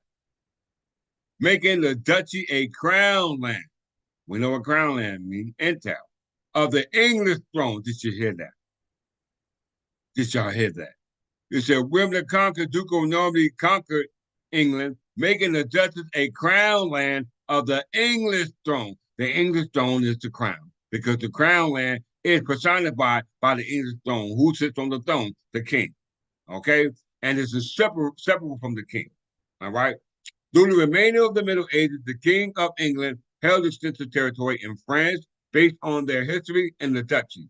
Under the Angevin Empire, i.e., descendants of the Plantagenet crown, England formed part of the collection of lands in the British Isles in France held by the Plantagenet dynasty, as I just said. The collapse of this dynasty led to the 100-Year War, the Second 100-Year War, and the War of the Roses between England and France, which ultimately Scotland got involved with the Treaty of Perpetual Peace of 1502 with Henry VII and King James II. All right, Henry parts of King James IV. All right, the Treaty of Perpetual Peace of 1502 was with the House of Tudors of Henry VII, the founder of the House of Tudors, to overthrow the Plantagenet and Angevin crown as a result of the conflict of War of Roses between New York and the Lancasters, right? And we know that as a result of that, the plantation of Ulster, which was established by King James I, was the plan they put in place to come over here, all right, over here where we were already ruling as a result of the conflict between France and Spain here in North America, which was the actual territory that encompassed what we call the Anglo-Sphere. Okay? At the outset of the War, the kings of England ruled almost all of France, but at the end of 1453, only the Pale of Calais remained to them. Calais was eventually lost to the French in 1558. The Channel Islands, as a remnant of the Duchy of Normandy, retained their link to the crown to this present day. Did you hear that? Did y'all hear that? Did you understand it? I hope you do. The first English overseas expansion occurred at the early as 1169, the Norman invasion of Ireland. We talked about that in the other class. All right? You had Edward's conquest of Ireland, you had Anglo-Saxon of Ireland, you had the Norman invasion of Ireland, and you had the Tudor invasion of Ireland. We know that when the Norman invaded Ireland, those kings of Ireland became lordship of Ireland, which was established by John, the one who signed the Magna Carta. Okay? The first English expansion occurred as early as 1169 with the Norman invasion of Ireland. And we know the Norman invasion was a part of the crown, all right, as crown land, as we just read it, all right? Began to establish the English possession in Ireland. So that means Ireland became possession of crown land because it was entailed. When thousands of English and Welsh settlers arriving in Ireland as a result of this lordship of Ireland was claimed for centuries by English monarchs. However, English control mostly was resigned to an area of Ireland known as the Pale. Most of Ireland, large swaths of Munsters, Ulsters, Continent remained free of English rule until the Tudor and Stuart period. Did you hear that? All right. That's where you get into the plantation of oysters, which is a planned colonization to come over here to North America. Come on, y'all. Don't mess with me. Do not mess with me. Oh, it's right there. Let's read on. Uh, to the straw period. It was not until the 16th century that the English began to colonize. Stop lying. Not English. Yeah, you right. Say English because we know the first English speaking out here started with William the Conqueror. All right. Prior to that, they were Anglo-Saxon Berbers. So I'm glad you said that. All right. And here's the source.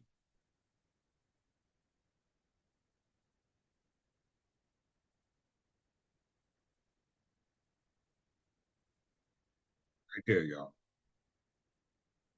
One such overseas colony was the colony of Kings County, now Offaly, and Queens County, now Laos, in 1556. A joint stock colony was planted in the late 1560s at Kirkridge near Cork City on land leased from Earl of Desmond.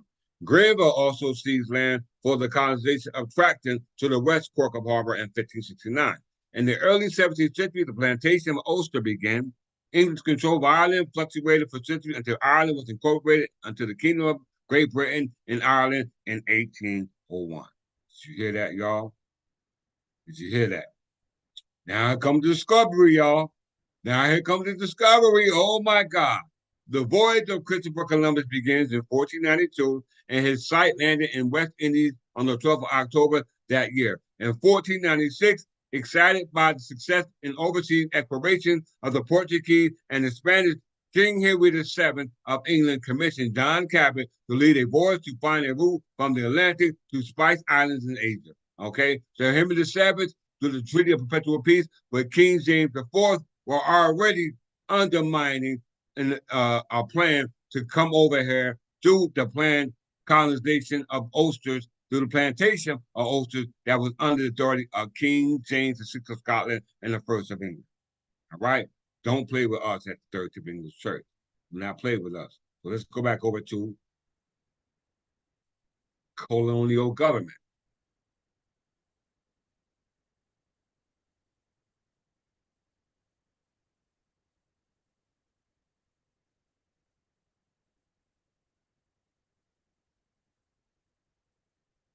All right, so we know that the colonial government was subject to the British Constitution, and the British Constitution is their claim was rooted upon presidents, but they try to act like the presidents that involved them was the Magna Carta, and we know that is not the case. The only presidents that involved them is what we call the Bill of Rights of 1689. Okay, very important to understand that. All right, so let's go here. Treaty of Perpetual Peace just to blow their spot up.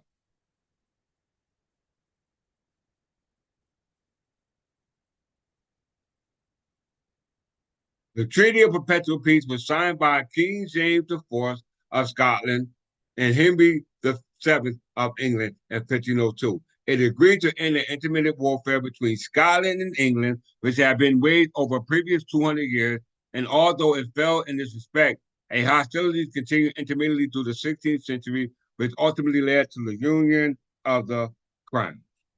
All right? The Union of the Crown. All right? Now we get into the colonial government. All right. The colonial government was around, as we just said it, based off the British Constitution, was in 1689. So let's deal with that. All right. Y'all want to deal with that?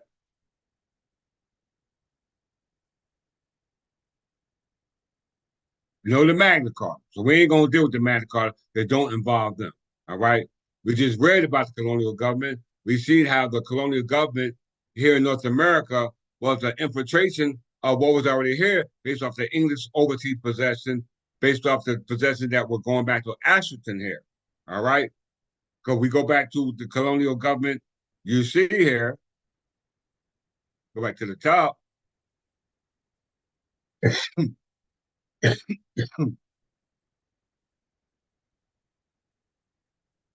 territory. Spain, France, and Great Britain. Spain, France, and Great Britain. And Great Britain only came about through the Treaty of Perpetual Peace with Henry VII and King James IV. And Henry VII was descendant of the was even a member of the Lancaster branch.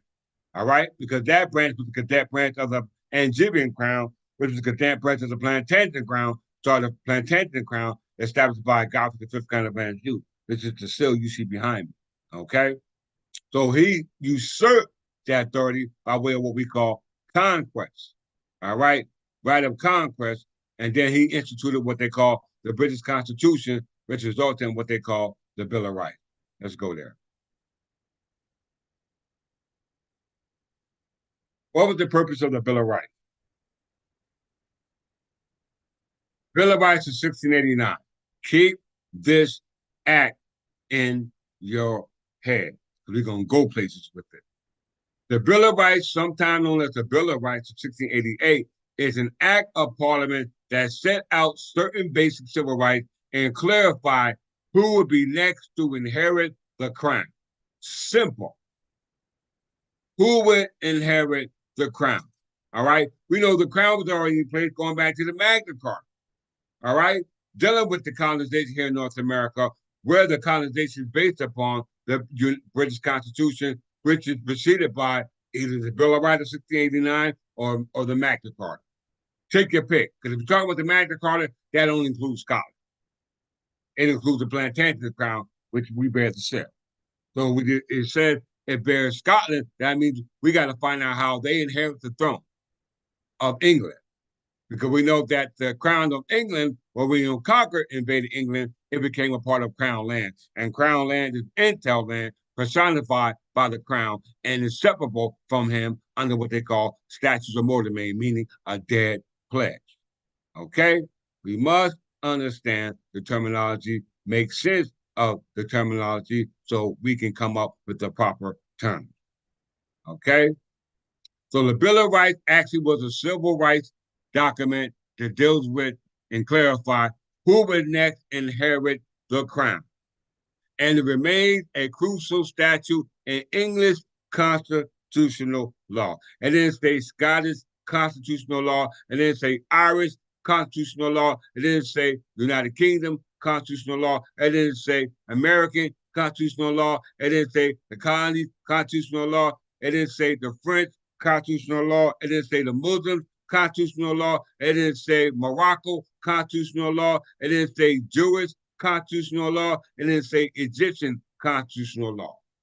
Did it? It said English constitutional law. I don't know how clear enough to make that, all right? But they are not English. They are Scottish and making their claim of the throne in lieu of the Bill of Rights to see who would inherit the throne from Scottish descent based off the claim of rights of 1689. Let's go there.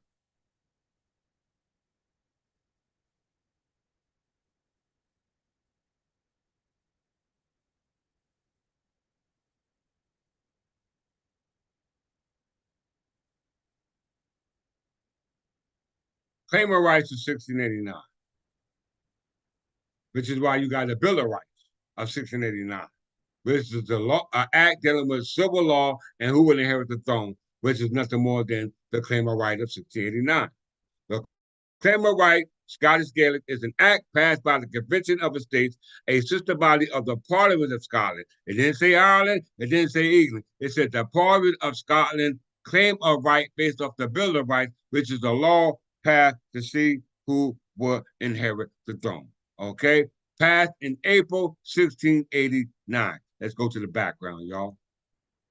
In the Glorious Revolution, waving the arms, invaded England, landed within the Duchy Army of England in the 5th of November, 1689. Remember what they call the movie V, what they call blowing up Parliament. That's what they're talking about.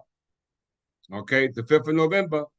The 5th of November, 1688, King James VII of England, who was also King of England and Ireland as James II. All right. James VII of Scotland, who was also the King of England of Ireland as James II. All right. We know James II descended down from Charles I, who descended down from King James I, who started the perpetual plantation, immigration, migration over here to North America when it actually belongs to us by way of the Magna Carta that was here before the British Constitution, what they call the 1689 Bill of Rights, to make their claim based off the claim of right of 1689, based off the Glorious Revolution, which resulted from the English War, English Civil War. Okay, we must understand what's going on. All right, King James VII was also King England of Ireland, and James II attempted to resist the invasion. He then sent representatives to negotiate, and has finally fled England on the 23rd of December, 1688. This is a viceroy, which means in place of the king. All right, roy means king, vice means in place of. Okay, this is called an interregnum. Todd, get it right. You don't have a clue what you're talking about. Interregnum. All right. While it's the convention, Parliament in England declared that James, as King of England, had abdicated the government and issued a English Bill of Rights on the 13th of February, 1689, offering the crown of England to William and Mary the Scots, who found themselves facing a more difficult constitutional problem. As James had not been present in Scotland during the crisis and had not yet fled Scottish territory in December, it would be highly dubious to claim that he had abdicated the Scottish throne. Okay, so we see the English Bill of Rights of 1689 offered the crown of England that belongs to English kings, i.e., Anglo-Saxon Berbers, not those English kings that descended from William the Conqueror, because we know these Scottish Jews, such as King James II, Charles I, Charles II, Queen Anne, William and Mary, Queen Anne, what's his, what's his name, William, and Queen Anne. All these descended down from Scottish monarchs who are actually Irish monarchs by way of the plantation movement started by King James V. I mean the first. All right, under the plantation of Ulster. All right. So see how important this Bill of Rights of 1689 and this Claim of Rights of 69 is very important to them, because this is their protection in regards to what America as the colonies adopted through their colonial days. All right, prior to them becoming a state, and this is the reason why they separated. All right, how we know? Let's go to it.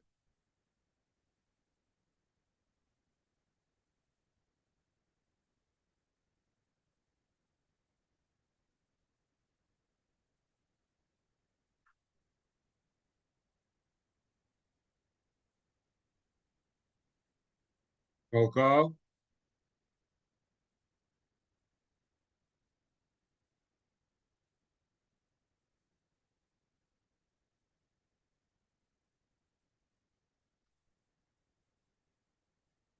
Back to the colonial government.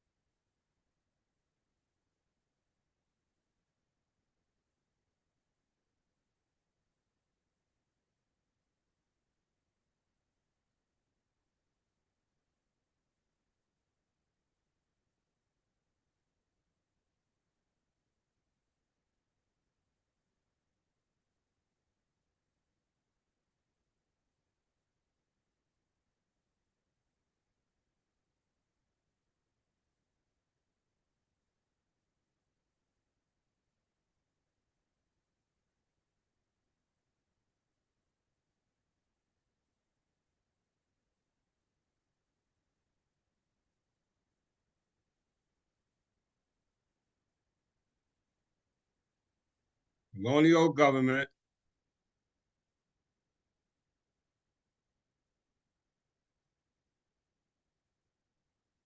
Based upon what we call the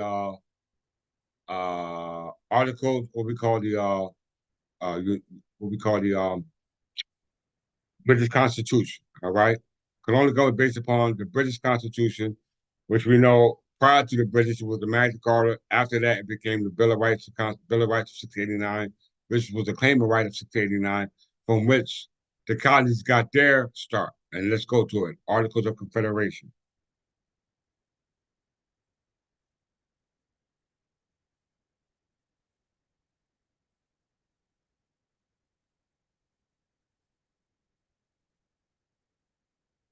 Real simple, real quick.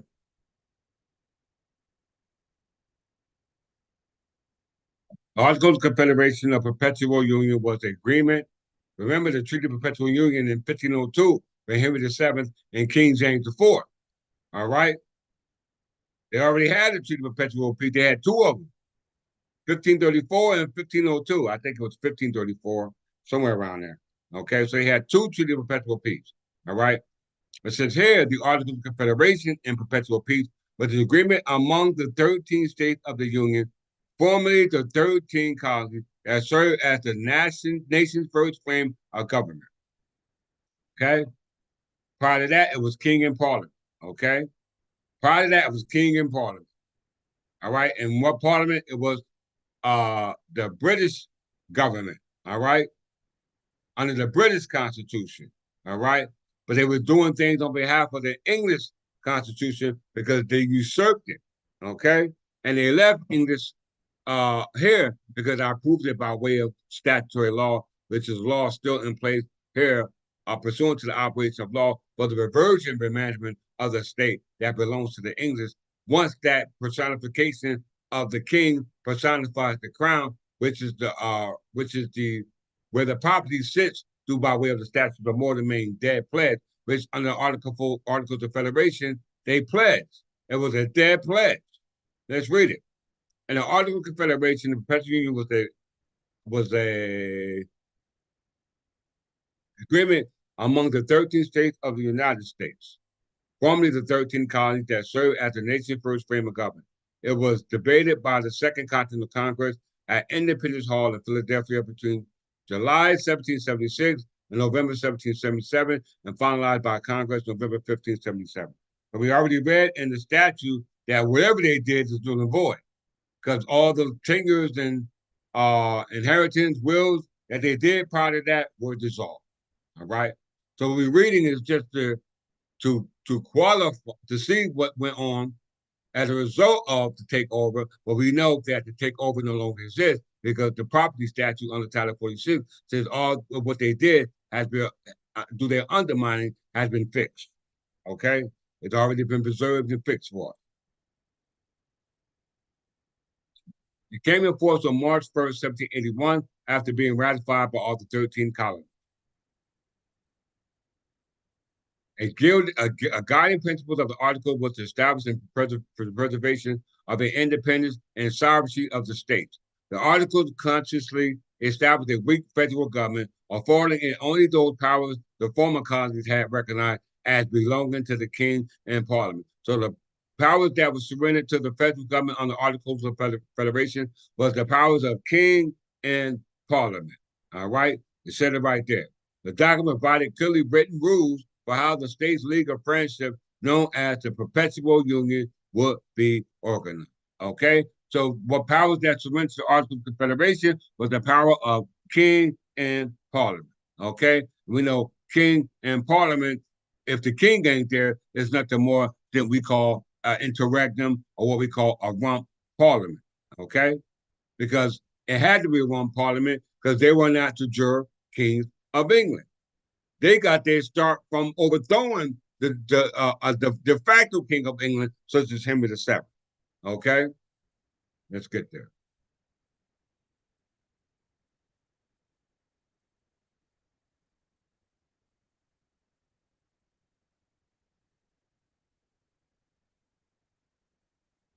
While waiting for all the states to ratify, the Congress observed the articles as it conducted business, directing war efforts, conducting diplomacy with foreign states, international law. I mean, no, domestic, foreign states, not country, addressing territorial issues and dealing with Native American relations. Little changed procedurally once the Articles of Confederation went into effect, as ratification did little more than constitutionalize what the Continental Congress had been doing. That body was renamed the Congress of Confederation, but most Americans continue to call the Continental Congress since its organization remained the same. You had the first and second Continental Congress, which became the Confederation. Okay?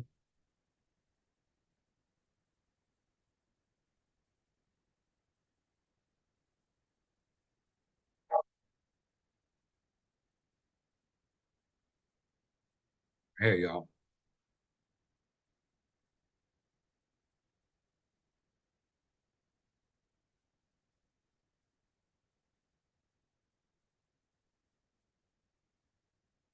Their hope was to create a stronger government initially in September 1789.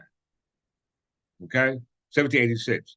Some states met to address interstate protectionist trade barriers between them. Shortly thereafter, as more states became interested in meeting to revise the articles, a meeting was set in Philadelphia on May 25th, 1787. Okay, this became the Constitutional Convention.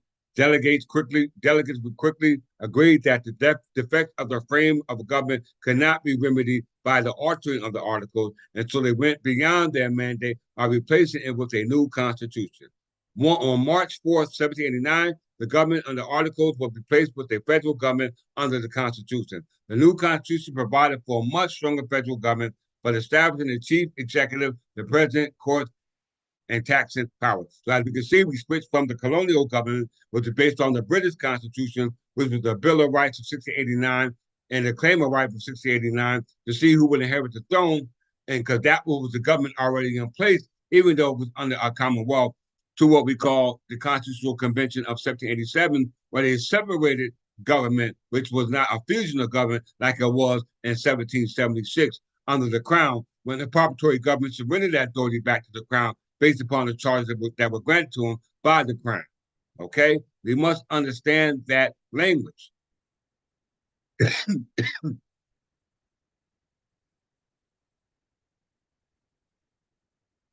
And we know out of the Constitutional Convention is where they uh, uh, uh, acquired their Constitution.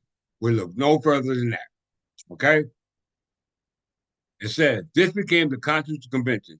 Delegates quickly agreed that the defects of the frame of the government could not be remedied by altering the articles, and so went beyond their mandate by replacing it with a new constitution. You hear that? A new constitution, not the British Constitution, a new constitution for their new federal government. Okay?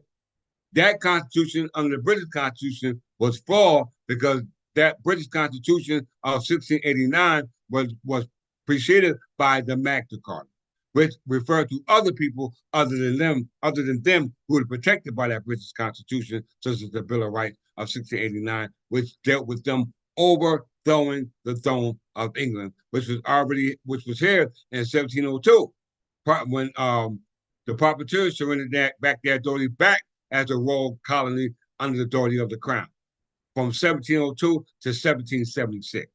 Okay? From 1702 to 1776. Let's prove it.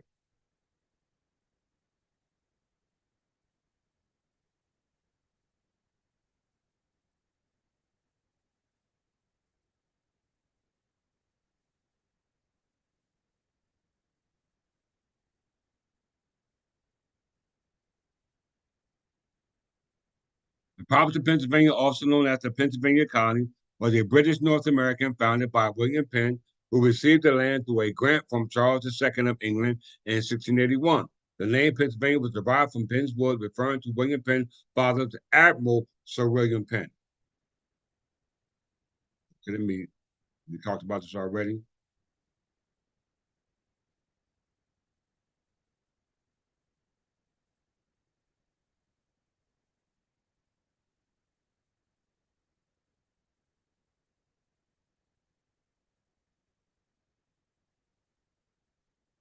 Okay.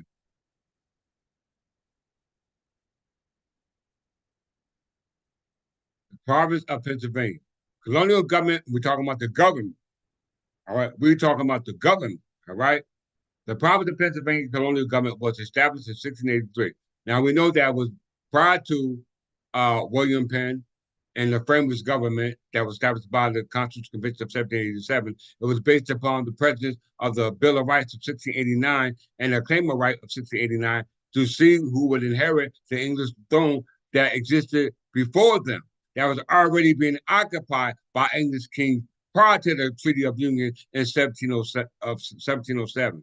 And the reason why this came into question is a result of the undermining by the Treaty of Perpetual Peace in 1502 with Henry VII and King James IV.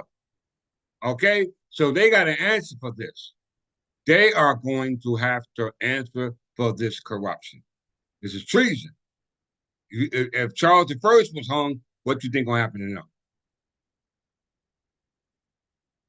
Right? Succeeding frames of government were produced in 1683, 1696, and 1701. The fourth frame, also known as the Charter of Privileges, remained in effect until the American Revolution. At the time, the Provincial Assembly was deemed too moderate by the American revolutionaries who rejected the General Assembly authority and held that the first Constitutional Congress in Philadelphia reproduced the Pennsylvania Constitution of 1776 for the newly established Commonwealth and created the new Pennsylvania General Assembly under the Commonwealth, which you call a republic. Okay? Which you call a republic. All right? This is 1776. Let's see what's here prior to 1776 when you decided to become a Commonwealth. Province of New Jersey. You've been to this already. This is just to make it sound. Okay? Concrete.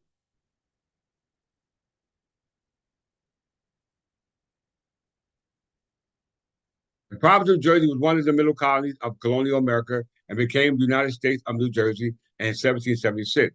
The province had originally been settled by Europeans as part of New Netherlands, but came under English rule after the surrender of Fort Amsterdam in 1664. All this is under the Commonwealth. Becoming a proprietary colony, we know proprietary colonies are what they call charter colonies, are charters given by the king, all right, versus the royal colony, which is the king's property. The English renamed the province after the islands of Jersey and the English Channel. The Dutch Republic reasserted control for a brief period in 1673 and in 1674. After that, it consisted of two political divisions, East Jersey and West Jersey, until they were united as a royal colony, which means that it becomes the king's property in 1702, which means that it was an entail estate, just like William the Conqueror made it an entail state by making it subject to the crown, by making it crown land, which means it's entail land. Okay? Entail land. Let's go to the Jersey Provincial Council. You've already been through this, we're just going through it again. It's concrete. The Jersey Provincial Council before 1776. Because everything that was done after 1776 was based upon that which was created through the lower house, i.e., the House of Representatives, which you now call, what you call the Assembly, all right, what you call the House of Representatives, all right. The New Jersey Provincial Council was the upper house of New Jersey's legislature under the colonial rule until it was replaced by New Jersey Legislative Council under the New Jersey Constitution of 1776, which was a temporary departure from the crown. Okay, only a temporary departure from the crown, as established by Article 22 of the Constitution of New Jersey, 1777. All right, the reconciliation of the crown has been reconciled by way of us incorporating pursuant to 16-1-28 and 1-4 of Title 16, pursuant to 46 Title 16:1-43.9 as incorporated through our charter of the existing corporation that existed as a corporation. So pursuant to the usage custom, which represents the laws governing our government, okay? Our government, which we call a body of politics. The Provincial Council was established in 1702 upon surrender by the proprietors of East Jersey and those of West Jersey of the right of government to Queen Anne. By the way, my mama's name is Betty Ann. Eddie Ann government united the two colonies as the province of New Jersey a royal colony, established a new system of government. Because we're talking about government, right? Well said, Bishop Cersei. And all those in the world, in the wilderness, are going to be transferred into this garden, New Jersey, because New Jersey is the garden state, and New Jersey was the crown, and the crown is indefinite. Jerusalem is indefinite. All right, heaven is indefinite. All right, and we talk about heaven, we talking about a state of mind, a peace of mind, consciousness. All right, if you're in that wilderness, then you don't have no consciousness about that state of heaven, that state of peace that was given by the king as the king of peace, which Jesus Christ took on that attribute as the king of peace. Y'all just call him Jesus Christ. Okay? So as we can see, New Jersey was the crown all the way back from William the Conqueror when he took England, Great Britain, Scotland, Ireland, and even the territories over here in North America by way of the Treaty of Paris of 1763, by way of bringing that authority under the crown through Queen Anne. William Conqueror did it, Queen Anne did it, and we see it because the crown is entail land. All right? You can't get no thorough than that.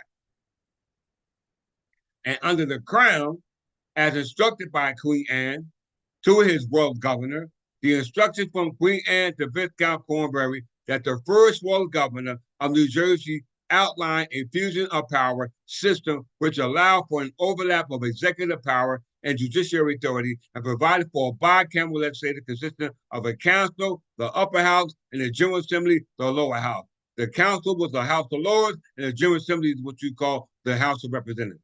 Okay? And we see that on December 6, 1775, William Franklin, the son of Benjamin Franklin, tried to reconvene, but it was overthrown by way of William Patterson, by way of his being the governor under the new authoritative figure under the New Jersey Legislature. All right? It's right there, right in front of you. Right in front of you. All right? Let's really bring this home. Let's bring it home. So if they created a fusion of government, right? You see it right here. In 1702, and that fusion of government was dissolved or taken away in 1776. Then who took it away? Let's go back to the Constitutional Convention in 1787.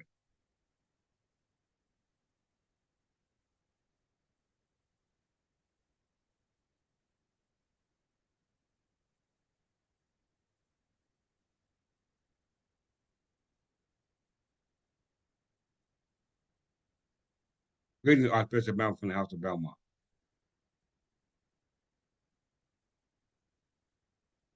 Okay. We just read that the Crown of England from 1702 to 1776 had a fusion of government with the king or the queen representing the king in parliament or the queen in parliament at its head. And it was not functioned under an interregnum. All right? It was not functioned under an interregnum. Okay? It said the crown, not an interregnum. And it said it was indefinite. If it's indefinite, that means that the king is moving. One king steps down, and the other king steps up. Okay? During the American Revolution, the 13 American states replaced their colonial government, which was based upon the crown, which goes back to a fusion of government in 1707. All right? For the provincial Council, provincial province of New Jersey and the province of Pennsylvania until William Penn got his ass there. Okay? Until William Penn got there. And William Penn got authority from Charles II. And Charles II got his authority from who? Oliver Cromwell at the restoration of the crown. Okay? We must understand what's going on. And from then, they decided to separate the fusion of government. Why? Let's read it. During the American Revolution, the 13 American states replaced their colonial government with the Republican Constitution, nothing more than the Commonwealth, based on the principles of separation of powers, organizing government into a legislative, executive, and judicial branch. How did you do that? How did you do that when we just read in 1702 to 1776, it was a crown? How? Because there wasn't no king there. Now there's a king here, now we can call him on it. Now we can call them on this right here. What happened to the fusion of government? Right? What happened to the fusion of government? All right, we know that under fusion of government, France and Spain was all subject to what we call the Kingdom of England, because the Kingdom of England was the crown. All right, the Kingdom of England was the crown. We know the crown is crown land, and crown land is intel, but you abolished intel land, going all the way back to Edward the First through the donors conditional books and Queen Victoria, as we see in the New Jersey Revised Statute. So we're talking about the statutes that was created as an amendment from the legislation, going back to the Middle Ages, dealing with the minors of the Plantagenet King, and showing that New Jersey overturned what the monarchs have put in place going back to the Middle Ages of the Plantagenet Kings, starting with Edward the First, which was under what they call a fusion of government, running the king and parliament, because we know prior to the Bill of Rights of 1689 and the claiming of rights of 1689, the British Constitution was based upon the English Constitution, which was the Magna Carta, the uncoded Magna Carta, based upon the constitutional government that was established by Whittemont, going to what they said in 1911 encyclopedia, which was called the Anglo-Saxon Burghers. And y'all better stop playing with me. Better stop playing with me. So we say that the United States government that exists now overthrew the crown. They overthrew the crown, took all the crown property, which is intel. Okay, took it all.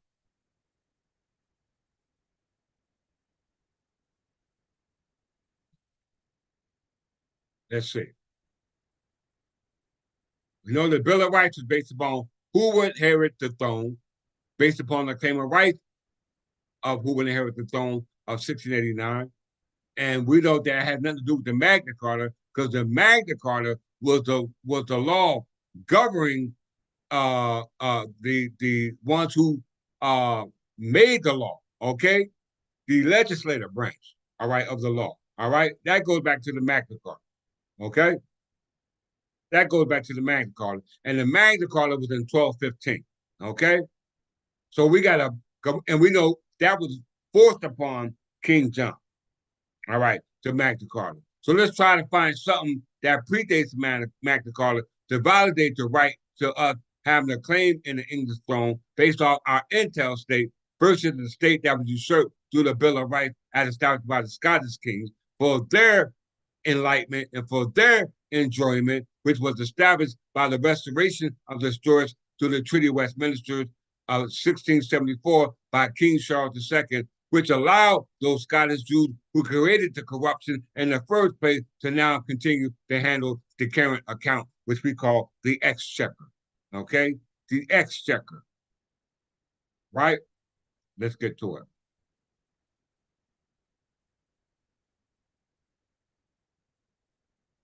it. Yeah, I'm almost done with mine, Bishop. All right. I ain't gonna hold you long. I'm almost finished. I'm almost finished with this. All right. Let's see why this is important. This birthright. Why is this birthright important?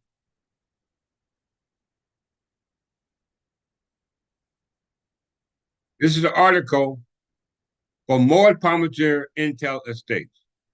All right. This article is from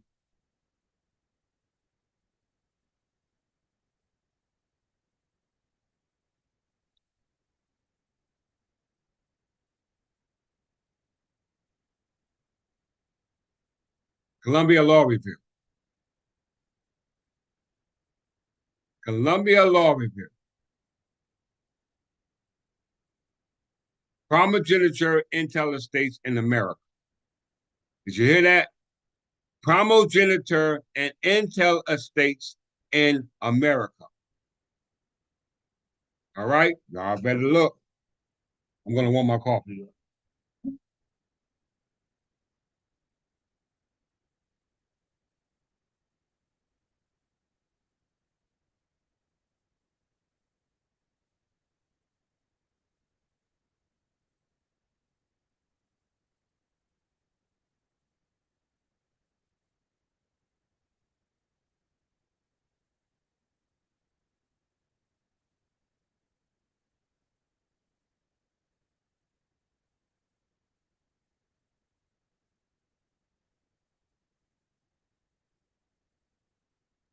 All right.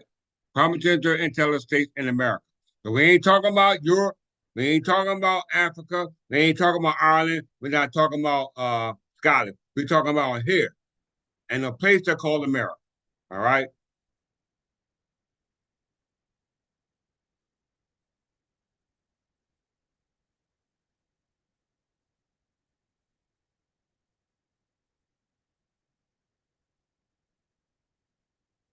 We already seen the statute for ourselves in New Jersey legislation that they abolished it, right? They abolished the donors conditional bus. In New Jersey, they ain't talking about it, they talking about America, the effects of it. And we just seen the statute where they abolished it. All right. In America, we're seeing the right effect of the statute, the donors conditional bus. This was passed in 1289. Queen Victoria was passed in 1290. Okay. And I'm showing you right here the effects of the statute that they're done in the bus in America. All right. Let alone New Jersey. Because we see it in the statute where they dissolved it from intel to fee simple.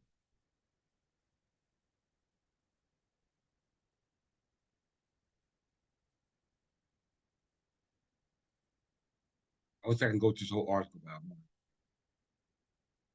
The effects of the, let me make this a little bigger.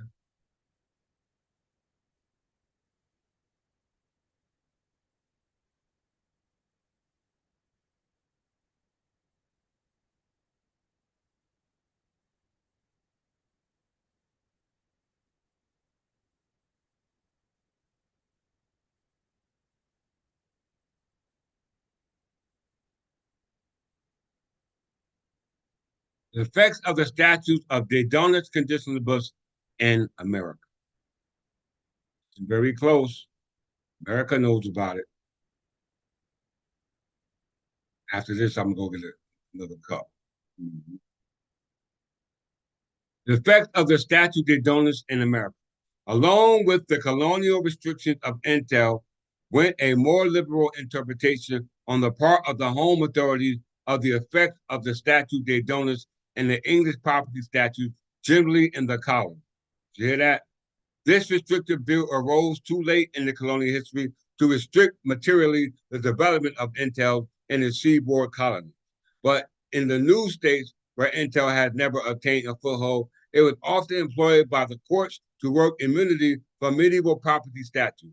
During the colonial period, the view among English legal authorities as to the effect of British statutes as well as of the common law and the colony seemed to have been gradually modified.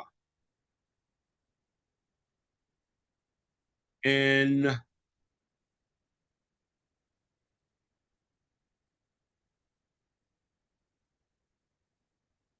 and the question was raised as an extension of the parliamentary statute to Jamaica.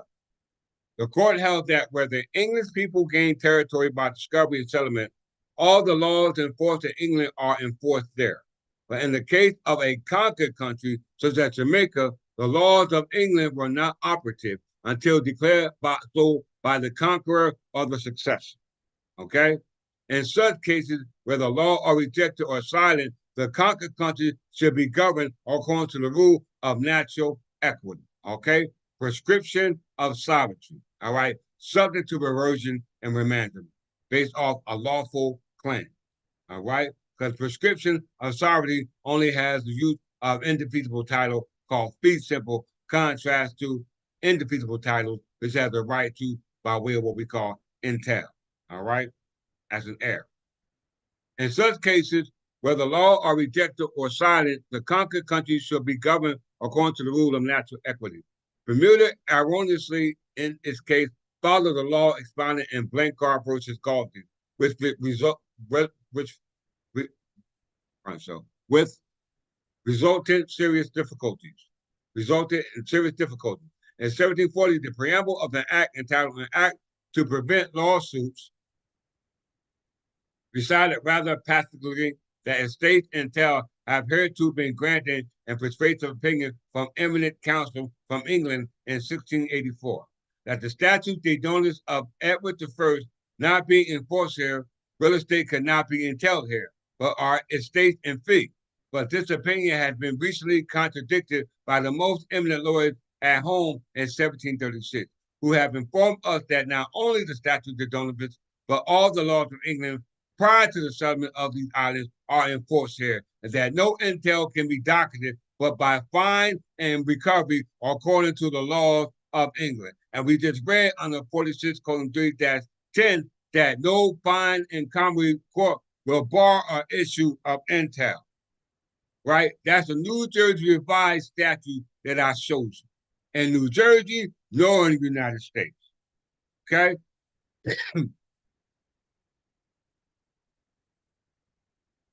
Blanchard versus Gardy was reaffirmed in no uncertain terms in 1722 and accepted by Blackstone in a famous passage. On this principle, the donors would not extend among other colonies to Jamaica, Grenada, Canada, and Nova Scotia, and in strictness to New York, which in fact was a conquered province, although the legal theory in contrary, except by specific enactments of the usage and acquiescence. The other American colonies, with the possible exception of New Jersey, would presumably embrace the common law and statutes of England prior to the colonization. You hear that? The other American colonies, with the possible exception of New Jersey, will presumably embrace the common law statutes of England prior to the colonization. The end of the colonial era finds that the Attorney General and Solicitor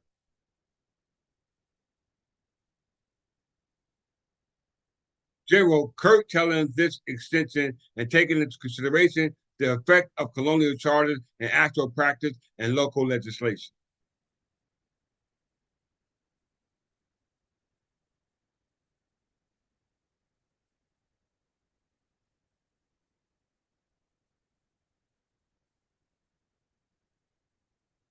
You can't enforce it in New York on your own. The crown has to enforce them.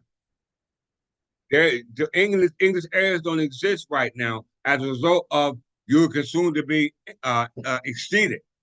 They think you're dead. So the statutes are inapplicable outside of the crown, and we know the king represents the crown. All right, and we know that you can't argue a tenure estate such as New York.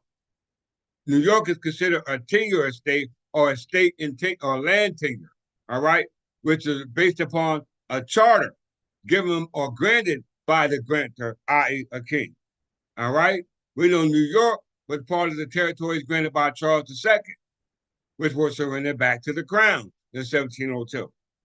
So the statutes are not applicable in New York. They're only applicable in lieu of the body politics that's confirmed by the king, who represents the body politics by way of an incorporation, by way of what we call that legal person called the corporation soul. That's why it's important to study. If a veto is placed in the general setting provided by our American land tenure, the anonymous character of a primogeniture and entail will be more apparent. You hear that? Primogeniture, firstborn, and entail will be more apparent. Galvacine tenure to England has afforded precedent of a value for the determination of American land tenure, and more particularly the role for the descent of entail. Okay? The rule of descent of entail, the firstborn. The approach has been from 2 points of view. One, Galvacine has been cited in analogy to New England tenures and the rule of partible succession. Two, it has been urged that Galvacine was literally extended to the country by charters. One, the analogy to the English Galvacine was at the early period suggested by Counsel Strange and Beckler for the response in Phillips versus Savage and the appeal to the King's Council. As a rule of descent in England differs in classes with one another, it is impossible, they asserted, but that the rule of descent in America should vary from some rule or other of descent here. Okay, because they're not dealing with the proper form of descent, going back into the primogeniture process, which was established by Library of Caesar. Right?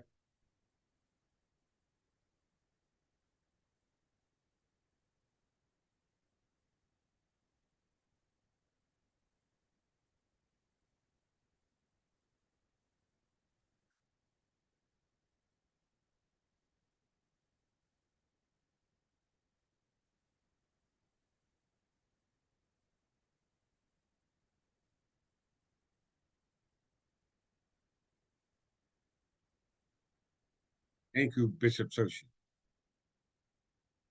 Robinson would seem to challenge the power of the crown to endow grants of land with Galvantine prerogatives or those of ancient custom. On the other hand, Bacon's writing of the royal prerogative asserts the king may create any corporation or body of politics and enable them to purchase and grant and to sue and be sued, and that with such restrictions and modifications as he pleases. And if we feel the colonial charter with Hobbes as the donation of the sovereign and not laws but exemptions from the law, there is grounds for the regarding the King Charter series as containing exemptions from the inapplicable rule of promise in the church. So we see that also in Chittum versus George. All right. The king creates the corporation, i.e., agri corporation, but the king himself is a corporation as well, known as what we call a corporation so. All right. A corporation so.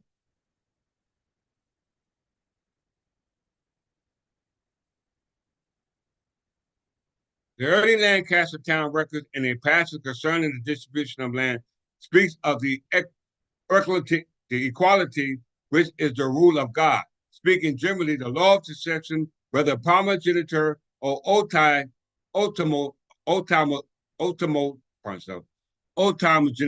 or Galvantine, developed as a custom. All right, up to the time of Bracton, Galvantine and primogeniture were the two dominant customs in England struggling for supremacy. All right, struggling for supremacy. As early as Edward I in the final conquest of Wales, English law had already to grapple with the stern truth that the law of primogeniture could not be forced upon the Welsh tribesmen. The statute of Wales declared that whereas the custom in otherwise in Wales than in England concerning succession and inheritance, and as much as an inheritance is partable among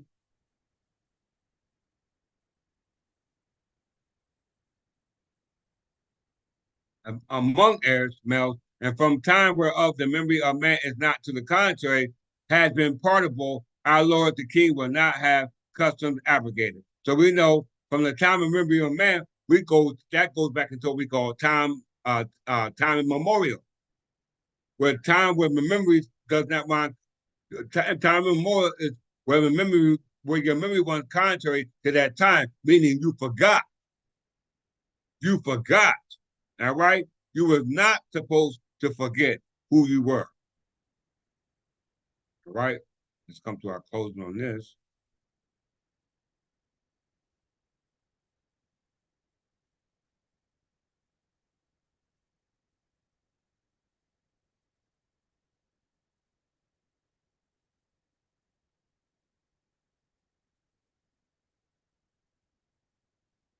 Okay, we're just talking about it. Charles II.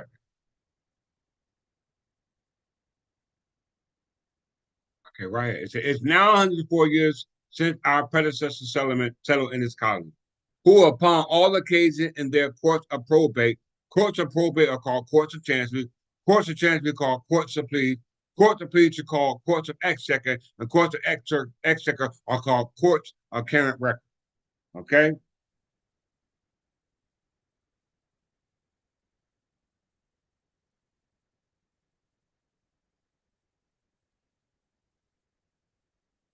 I answered the question about all these statutes enforceable in New York. They're not enforceable in New York by by citizens until the land is taken back from the crown. Right now, New York is not operating under the crown. They're operating under what they call an interregnum, which you call a republic. But they do honor the law, but the law has referred to the king who created the law for that territory, which they call a jurisdiction. All right. And that law has been recognized by way of what we call a court warrant or order to show cause, or what they call a bill of particulars, or what else they call a writ of mandamus. All right, core warranto, writ of mandamus, writ of habeas corpus. These are all prerogative writs that can demand those who are in authority to answer for what it is that they do. You cannot do it on your own because right now they doom or deem you subject to them based upon their body of policies that they deem you a part of as a result of your classification and status based off their instruments of conveyance, such as your birth certificate, your driving license, your ATM card, your bank card. All these denote to a contractual agreement, which are what we call uncountable contracts. Well, did that answer your question, Countess Walker?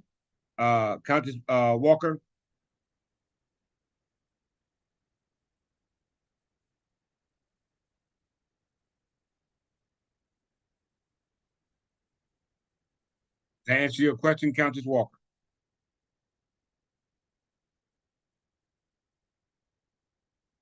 Well, said Archbishop, we are still under a republic, hence interregnum.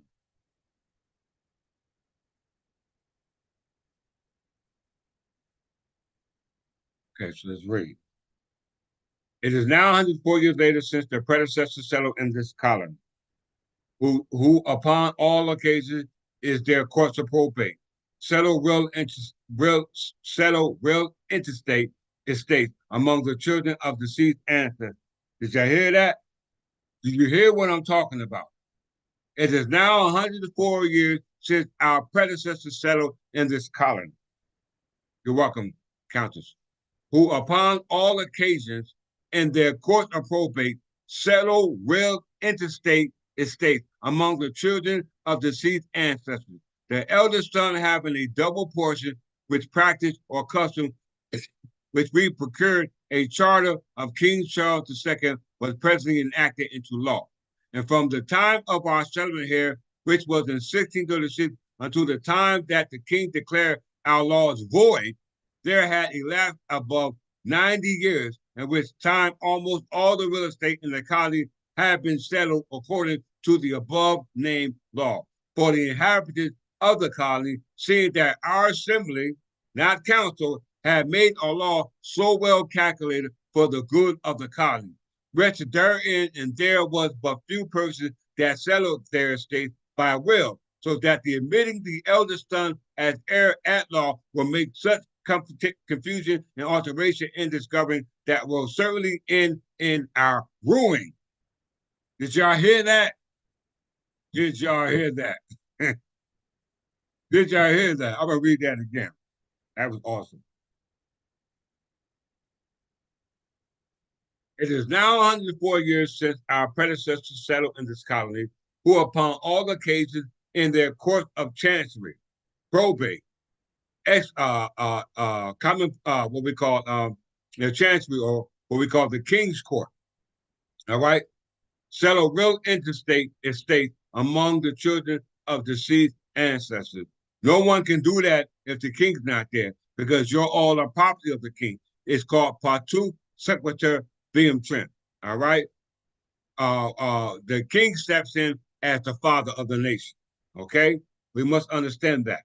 All right. If there are no heirs and everyone is assumed to be ignorant, vagabonds, orphans, etc., which that's what you are, orphans, vagabonds, you consider property. So the only one that can claim you in lieu of you being abandoned in a vacant property is by way of what we call interstate.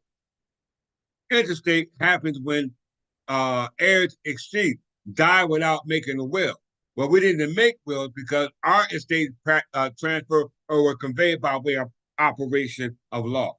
All right, as I showed you in the statute. They stopped it in the statute by overturning the statute as the statute I showed you presently, which calls forth for a claim under the statute as a result of you changing fee simple states by way of common recovery from intel estates, which the court clearly said that you cannot do, and they would not stop a claim such as an intel estate that was subject to common recovery in lieu of proper claim in lieu of what we call reversion and remandment.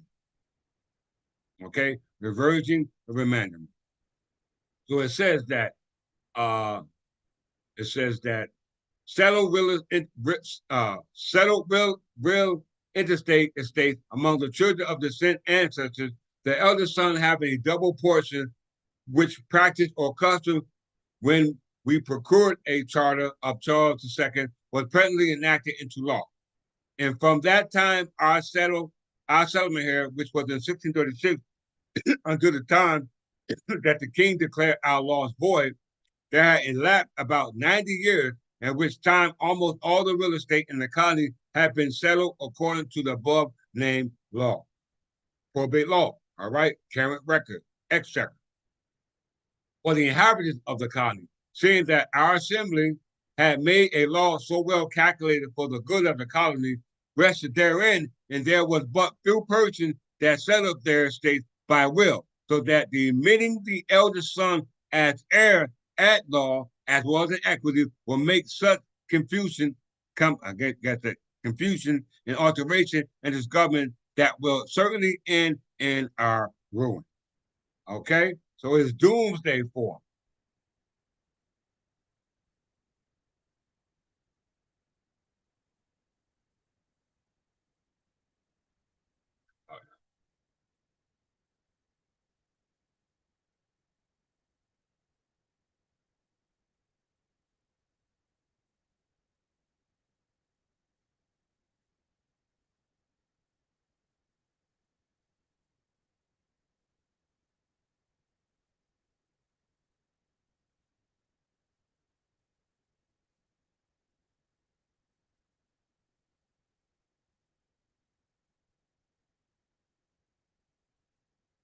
All right.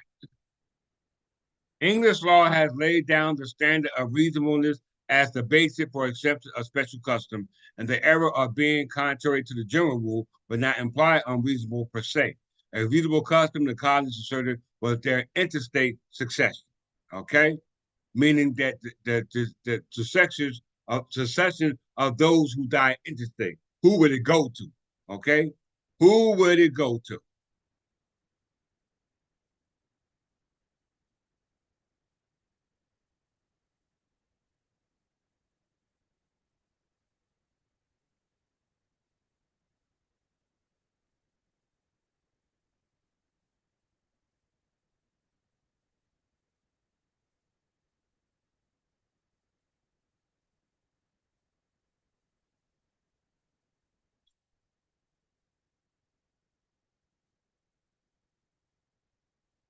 When I'll do this bad, I study. The king studied.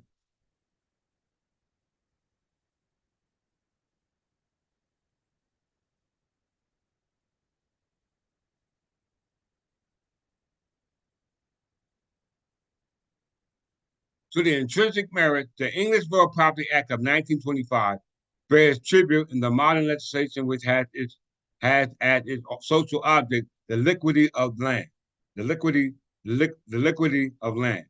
In England, the descent of entail peerage to the elder son has been challenged on the grounds that the elder son has shown politically anything but a monopoly of hereditary virtue. All right. By the beginning of the national era, primogeniture had been supplanted in this country, and such characteristics of early legislation as the abolition of survivorship in joint tenancy and the levy of execution on the property of a deceased debtor was evident of the liberal trend in property law. Conservatism was the best weapon for self-preservation, advocating prior to the Civil War the creation of entail and the reintroduction of primogeniture. It was a far cry from Jefferson to Fitzhugh that the American states did not propose to heed it.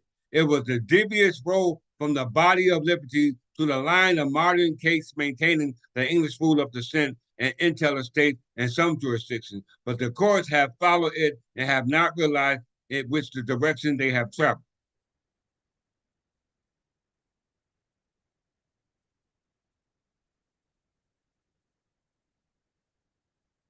Yes, Bishop Searching. Yes. Obvious to see,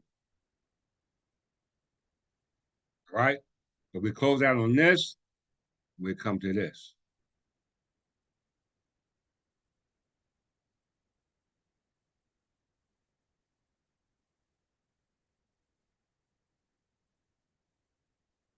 We know that based upon the government of the colonies in closing, all right, we know based upon the colonies in closing, the colonies of the 13 colonies were territories newly acquired by the Scottish kings once they acquired their authority from the Treaty of Perpetual Peace with King James the Seventh, was the marriage of King James the Fourth with Margaret of Tudor.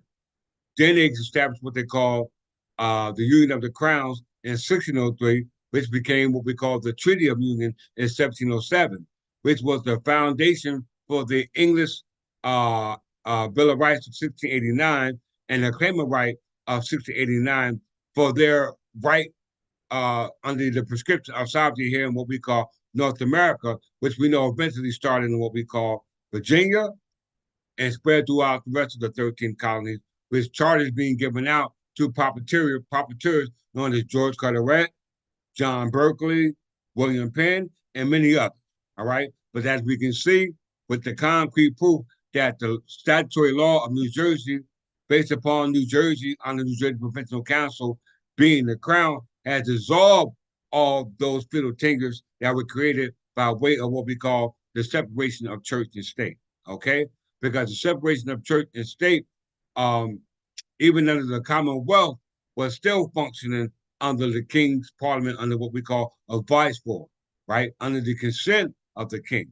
But we know that when the colonies came about, the colonies usurped what the British colonies had in place already, even though they usurped the rights of the Anglo-Saxon king.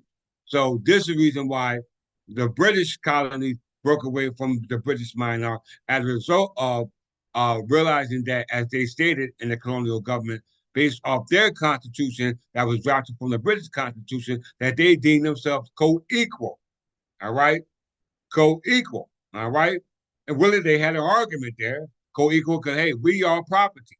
All right, taxation without reputation is violation of law. So as a result of that, they opt out of that contract, which was unconscionable to them because of the contract that they assumed to have, which was the contract between the original inhabitants of that land, and that was English, because they were fighting for the rights of Englishmen, going back to the Magna Carta, but the Magna Carta did not apply to them because the only thing that applied to them was the Bill of Rights of 1689.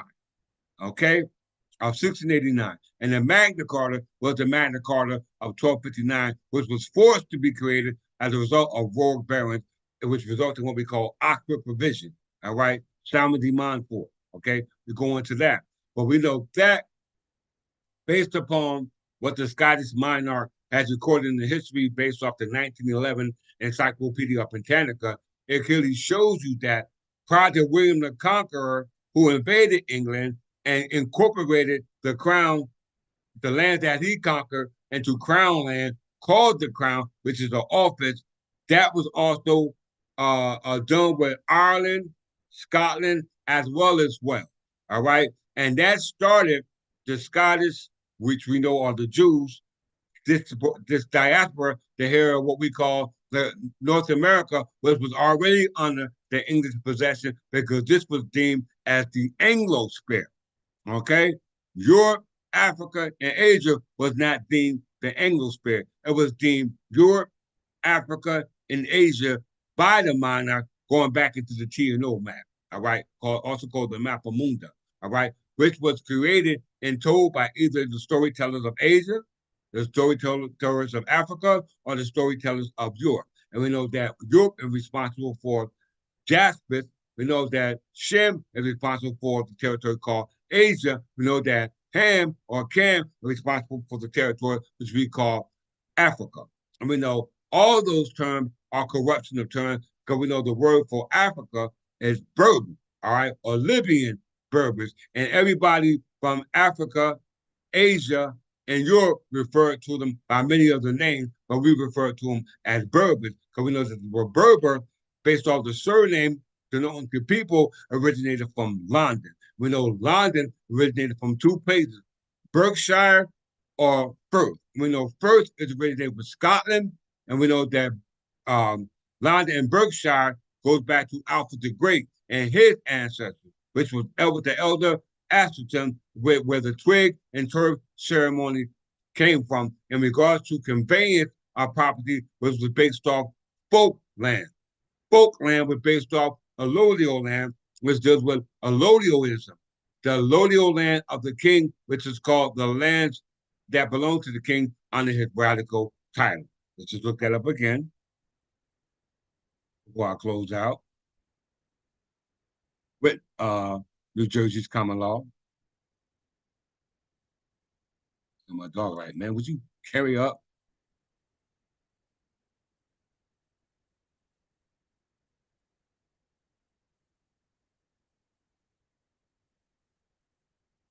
And their government was called Wittemont, and their code of law was called the Uncode of Magna Carta. Okay? The uncoded Magna Carta, not the Magna Carta of 1215, which is not the British Constitution that was created by the Scottish King, which was actually the Bill of Rights of 1689, through the claim of right of 1689, which they make their right of claim by divine right of king, which is the abstract claim because you can't prove the chain of title. Okay? You can't prove the chain of title. All right. Yes, Bishop Searcy. Yes, yes. It's what it said, the royal tribe of Berbers. And if you go back to genetic testing, it shows that the royal tribe of Berbers were the founders of the Homo sapiens, which were the founders of the human family from Africa and Asia and Europe. Parts of not Asia, but Europe. Okay, we show that proofs as well. So a radical title. Let's see.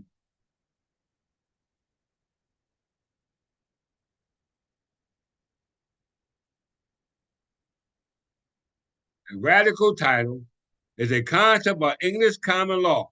English, not Scottish, not Irish, not Wales, not Germany, not Jewish, not Ashkenazi. No, and I'm not saying this to be funny. I'm just being for real. All right? I'm just being for real. Radical title is a concept of English common law that refers to the crown underlying title. The crowns, you hear that? Underlying title, an indefeasible title, a clear title, a clear chain of title. Nothing that has encumbrances on it, nothing that has liens because it's a allodial. To all land held in overseas possessed plantations and colonies. That goes back to the plantation and colonization settlement that was established by what we call Edward I, going back to Ashton, dealing with English overseas possession, because we're dealing with English common law rights pertaining to the title to all land in regards to the overseas plantations and colonies under the radical title of the king. All right, let's look at overseas plantation. Where do we get?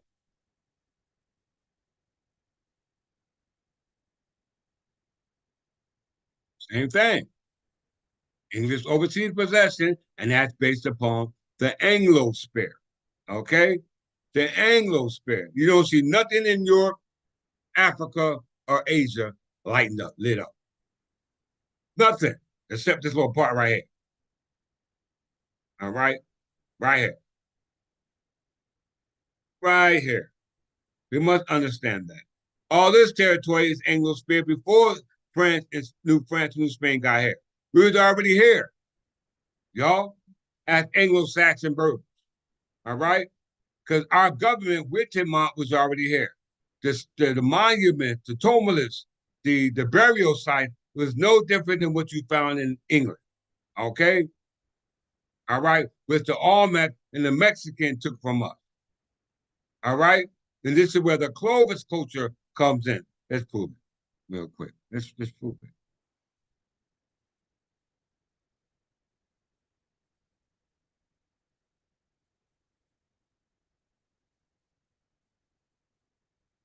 Around.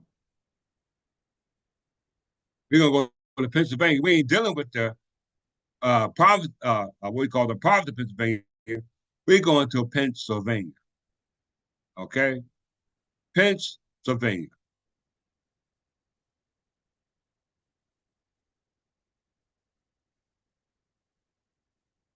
You know, Anglo-Saxon, apart, so we know that the Ashkenazi Jews were a part of the Carolingian unification of the empire. All right. And we know those were descendants of the Carolingians or Merovingians, which were founded by Clovis the First. Okay. Founded by Clovis the First. Right. Very important.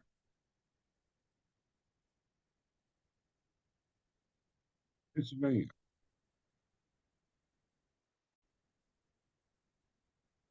Hope I can find it.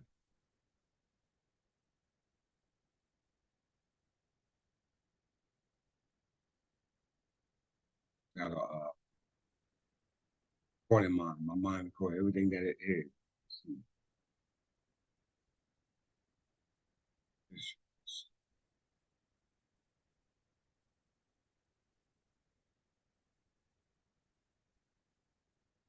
We go. Here we go. Let's pull this up. Clovis the first.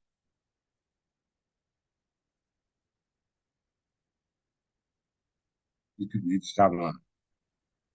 They need to stop line.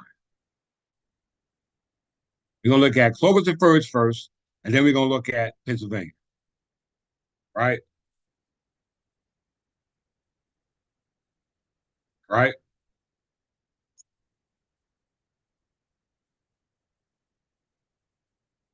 Right? See this? Well, let me get my coffee.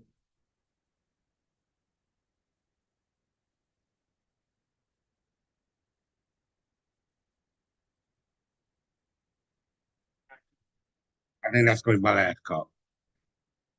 I'm almost finishing here. Clovis, Frankish, was the first king of the Franks to unite all Frankish tribes under one roof, changing the form of leadership from a group of petty kings to rule by a single king, and ensuring the kingship was passed down to his heir. He is considered to have been the founder of the Merovingian dynasty, which ruled the Frankish kingdom for the next 2 centuries. Did y'all hear that? Right?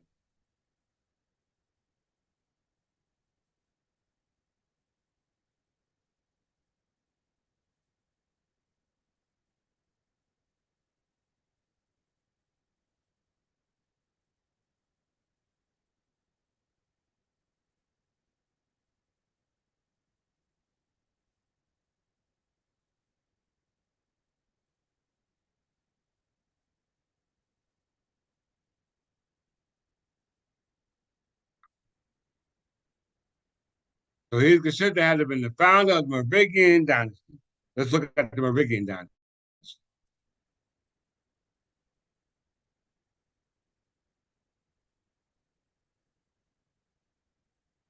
The Merovingian dynasty was the ruling family of Franks from around the middle to the 5th century until 751. They first appeared as kings of Franks and the Roman army of northern Gaul. By 509, they had united all the Franks in northern Gaul, Romans under their rule. This gets into the Gregorian mission by Pope Gregory I. He was in charge of all these people, Pope Gregory I. All right? Uh, by 509, they had united all the Franks and northern Gallo-Romans under their rule. They conquered most of Gaul, defeating the Visigoths and the Burgundians, and also extended their rule into Italy. In Germany and eliminated Barbarville and Saxons accepted their lordship. The Merovingian realm was the largest and most powerful of the states of Western Europe following the breaking up of the empire of Theodoric the Great. Right? Listen. The dynastic name of medieval Latin, son of Meribric, derived from the unattested Frankish form akin to the tested Old English, with the final ing being typically Germanic patronymic suffix. The name derives from Salient King Meribric, who is at the center of the many legends. Unlike the Anglo-Saxon world genealogies, the Merovingian never claimed descent from a god, nor is there evidence that they were regarded as sacred. Okay? We hear that. We see that. The Merovingians' long hair distinguished them from among the French, who commonly cut their hair short. All right. So as we can see, the Clovis culture were the ones who established the Merovingians, from which the Carolingians descend down from, going on to what we call the Capetine dynasty. All right. We see it right there. Right.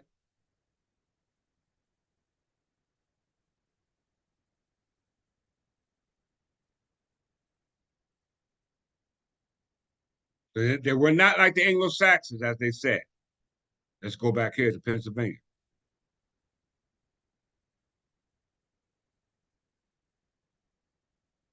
Close. Pennsylvania history of human habitation extends to thousands of years before the foundation of the colonial province of Pennsylvania in 1681. Right? Thousands of years. Archaeologists believe the first settlement of America occurred at least 15,000 years ago during the last glacial period. Though it's unclear when humans first entered the area known as Pennsylvania, there is uncertainty regarding the date when ancestors of Native Americans crossed the two continents, arriving in North America, possibility ranging between 30,000 to 10,500 years ago, right? Meadowcroft Rock Shelter in Jefferson Township includes the earliest known signs of human activity in Pennsylvania and perhaps all of North America. Did you hear that? Meadowcroft Rock Shelter in Jefferson Township. All right. It says, including the earliest known signs of human activity in Pennsylvania and perhaps all of North America, including the remains of a civilization that existed over 10,000 years ago and possibly predated the Clovis culture by 100,000, by a thousand Christian, by 1,000 Christian era. In contrast to the nomadic hunter-gatherer ancestors, the native population of Pennsylvania had developed agricultural techniques and mixed food of economy. So who is the Clovis culture? Let's see.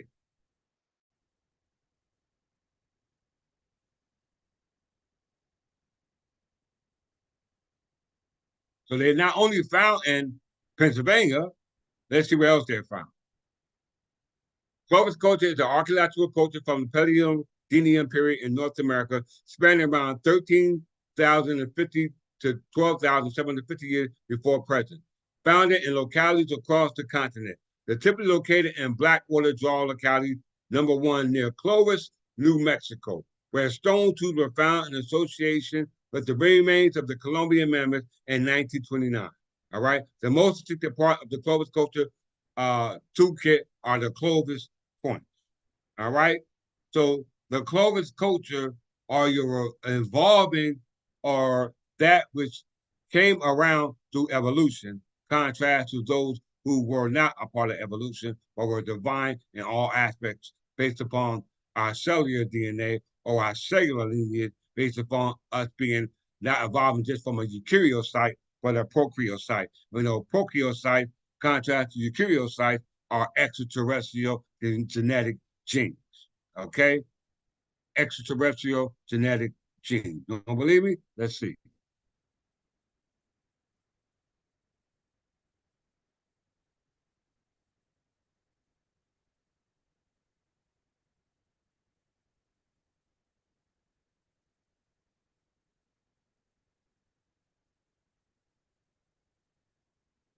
In closing,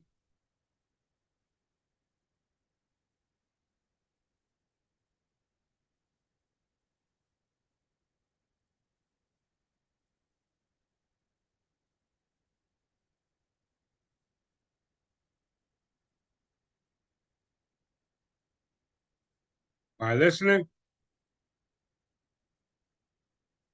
extraterrestrial life, alien life, or colloquially, simply alien life, which does not originate from Earth, no terrestrial life has yet been conclusively detected.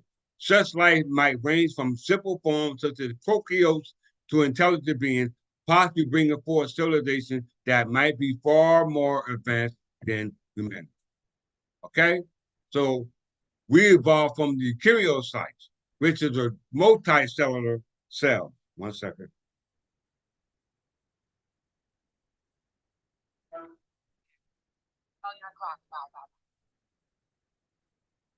That's all.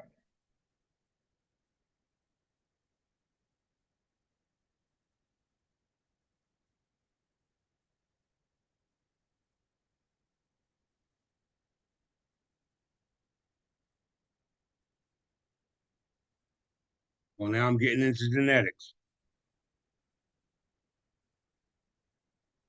Extraterrestrial life, alien life, or colloquially, simple aliens is life which does not originate from Earth. No extraterrestrial life has been yet conclusively detected until now.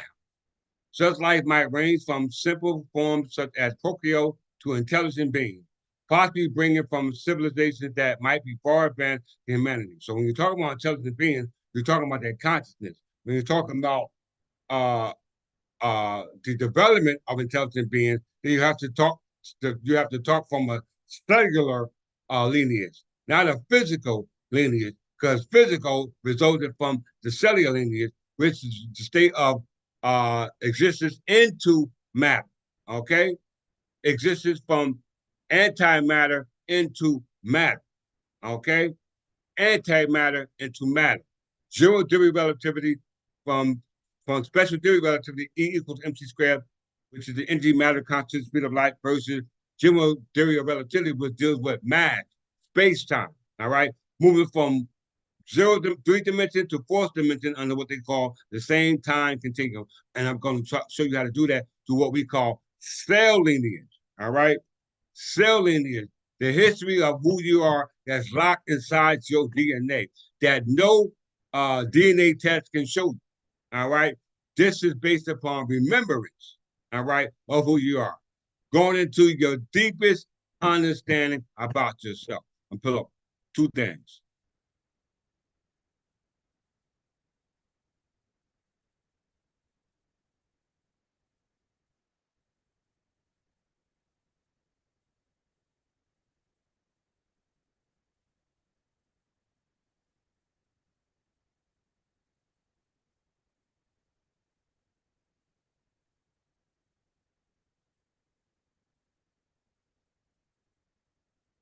In your DNA, it's not in you.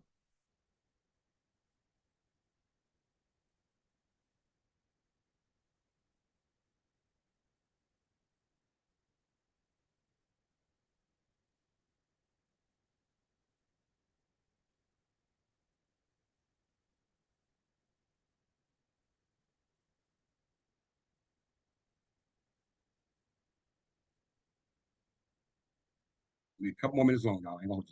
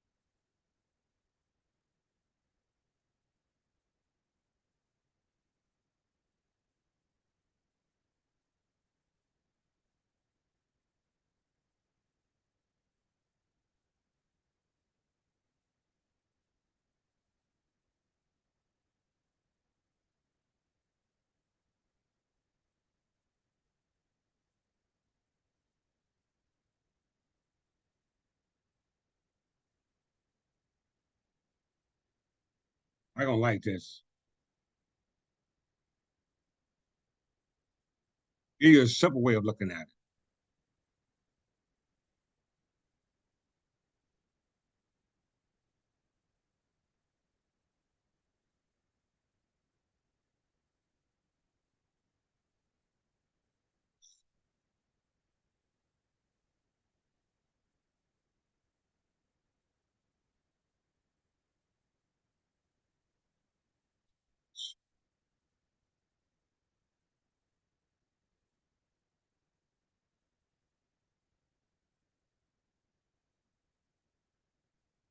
very simple, y'all. Very simple,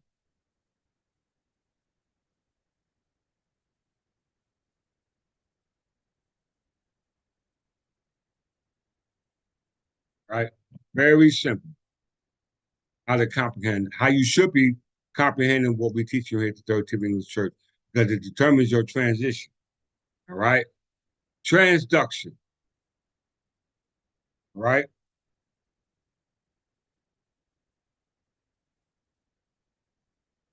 Everybody listen. Transduction. Transduction is physiology. We are physical beings, right? All right. The physiology transduction is the translation of arriving stimulus into the action potential by a sensory receptor. It begins with the stimulus changes the membrane potential of a receptor cell.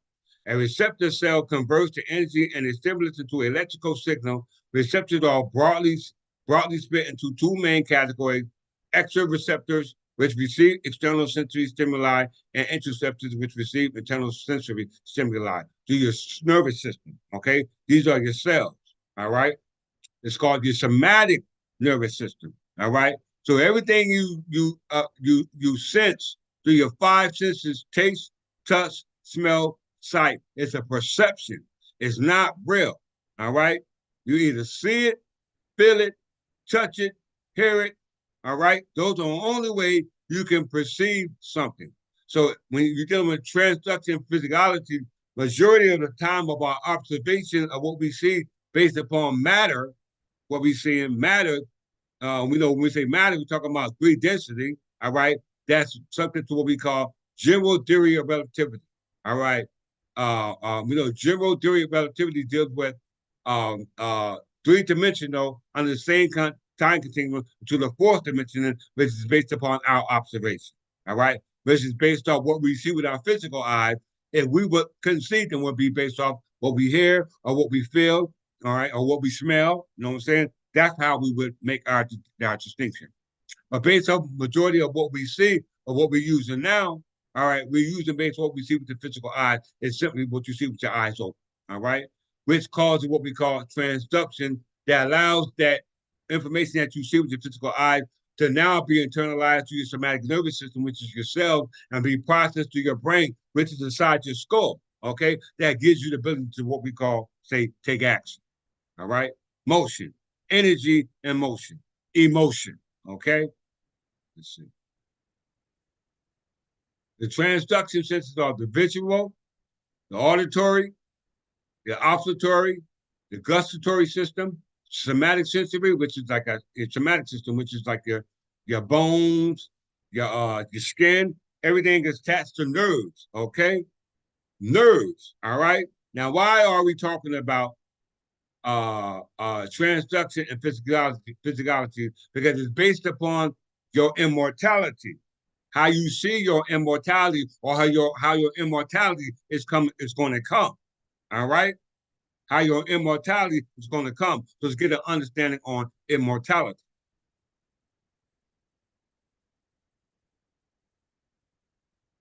In closing, I can go all day.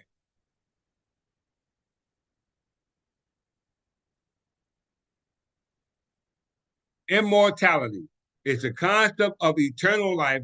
Some species possess biological immortality due to apparent lack of hateful limits. Biological immortality. Everybody heard that, right? Some scientists, and philosophers have theorized about the immortality of a human being, with some suggest that the human immortality may be achievable in the first few decades of the 21st century with the help of certain technologies such as mind uploading or digital uploading. You hear that? Mind uploading or digital uploading. Once again, mind uploading or digital uploading. What we're doing is mind uploading through what we call transduction, because the mind is making sense of what the brain receives through what they call the somatic nervous system, through transduction, which is the perception of what you perceive through your five senses: taste, touch, smell, sight, and smell. Okay, just like every other uh, um, physical organism on this planet. Okay, they operate the same way, but you are special. Why? Let's see.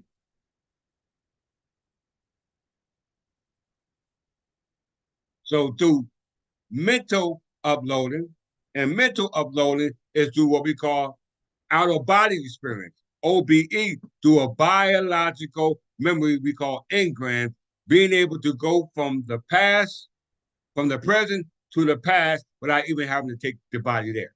All right. And having control of that out of body experience, which we call mental uploading by taking the mind to a place where the body can't go. All right. And then taking your mental body, i.e., your astral body, back here to a time of era where the physical body is, and then take that information and qualify it here. Okay. That's what you're doing. All right. Because it sets the frequency. Because we know that when you're dealing with transduction, let's see, let's go back there.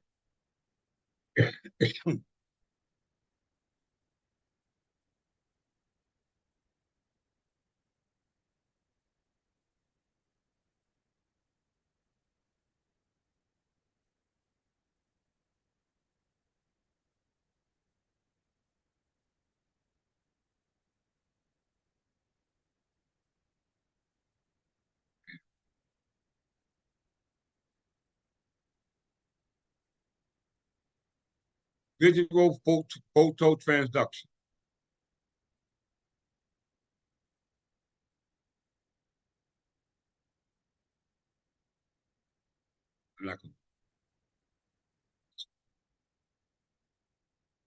So we see here, transduction sensors, visual, which is the majority of the time we're subject to. In visual system, sensory cells called rods and cone cells in the retina convert the physical energy of light signals into electrical impulses that travel to the brain. The light causes the conformational changes in a protein called, if I pronounce it wrong, forgive me, rhodopsin. This conformational change sets in motion a series of molecular events that result in a reduction of the electrical chemical gradient in photoreceptors. The decrease in the electrical chemical gradient causes a reduction in the electrical signal going to the brain. Thus, in this example, more light hitting the photoreceptor results in a transduction of signals into fewer electrical impulses, effectively communicating that stimulus to the brain. A change in neurotransmitters released and mediating through a second messenger system. The changes of neurotransmitters released by rods because of the changes, a change in light intensity causes the response of the rods to be much slower than expected for the process associated with the nervous system. So this is how energy travels to what we call a vacuum, space-time, all right, to what we call transduction, all right? We know light travels through a vacuum. It's a medium, okay? Medium, okay? It needs a medium. We are the medium through transduction, through visual, through hearing, through sight, through smell, etc. These are our ability to be able to upload, all right? Upload information and digitally. That's why the movie Matrix was made, to show you how you can upload into a system, into your true self, which is called your etheric self, which is your mental self. Because anything the mind says, the body will follow. Okay?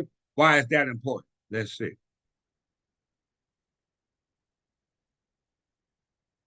Back to extraterrestrial life. Extraterrestrial life, or colloquially simple alien, is life which does not originate from this planet.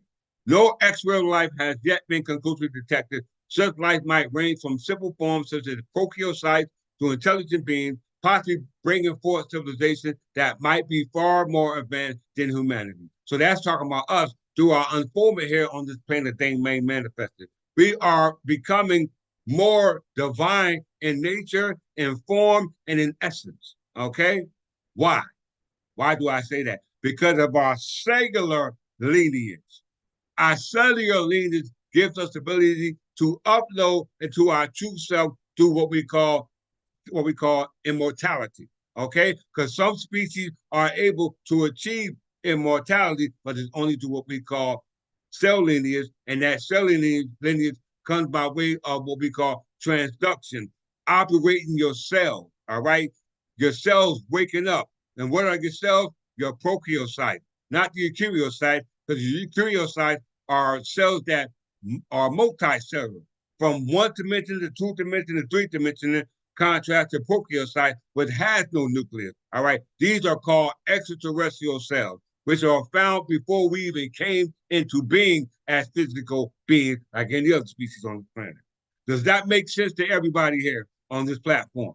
Somebody please say yes. If no, please say no.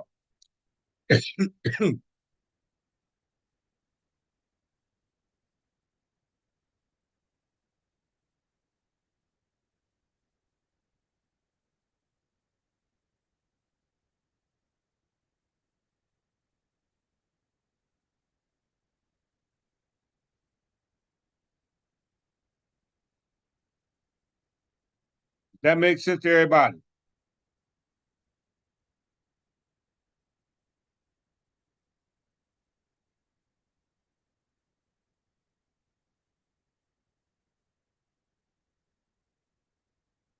Anybody else?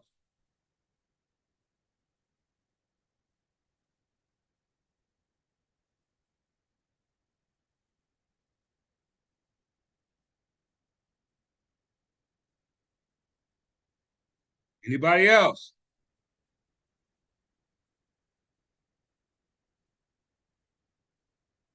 All right, let's get there. We are extraterrestrial planets. We are not from this biosphere or terrasphere. All right, we're from the Anglosphere. We only came here or incarnate to bring message to those who are stuck in the sphere. Okay, let's prove it. All right, we know that extraterrestrial life, or colloquially simply aliens, is life which does not originate on the planet. All right, Earth. No extraterrestrial life has yet been conclusively detected. Such life must range from single form, such as prokaryotes, to intelligent beings. All right? We know that from the smallest germ, things going to intelligent beings. Okay? Intelligent beings. That's based upon what we call their cell lineage. Okay? Cell lineage. So before we go into prokaryote and eukaryote, let's go and define cell lineage.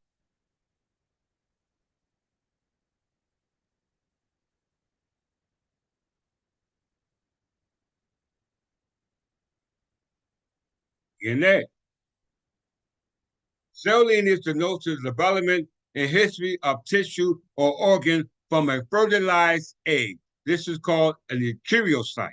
This is based on the tracking of an organism's cellular ancestry due to the cell divisions and relocation as time progresses. It's called multicellular germs.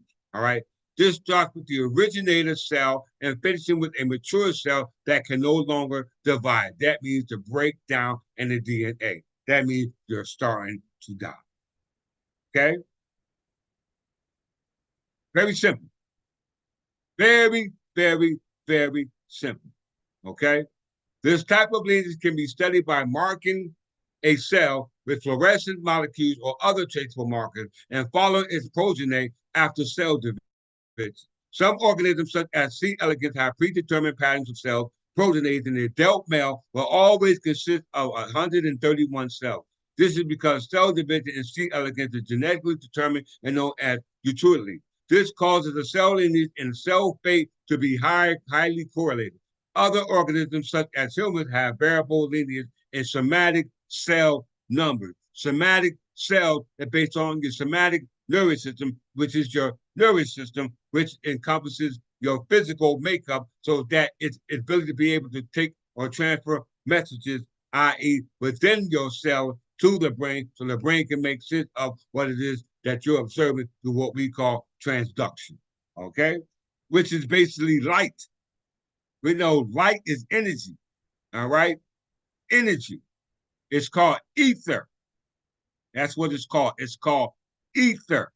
All right? So let's get there. Let's go to, we know what cell lineage is, right? We just read it. Cell lineage denotes the development and history of a tissue or organ from the fertilized egg. So from the fertilized egg, which is called the eukaryote, with everything that's needed for the cell dividing to take place. All right, called multicellular, multicellular. All right, zygote, ectoderm, endoderm, mesoderm, and all the other things that come into play. All right, but if we go back before that, time immemorial, time before we came into existence on this physical plane. All right, let's see. let's go back to prokaryotes. I mean, extraterrestrial.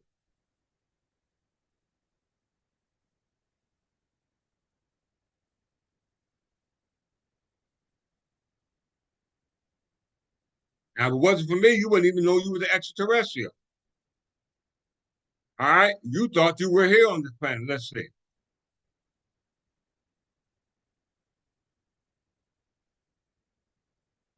All right? We inside our genetic. We inside ourselves. All right? We're taking a good look at ourselves. All right? From a genetic level, you are what your cells are. All right? You either from what you came from the eukaryotes or you are what you came from the prokaryotes. You got two kingdoms. This is where you get into what they call Asgard, Midgard, dealing with Thor, Loki, and all those other fictitious characters. And note they're Nordic gods. All right? Nordic gods. Let's get it. A prokyo, also spelled prokyo. 1 second, let me get some of the drink.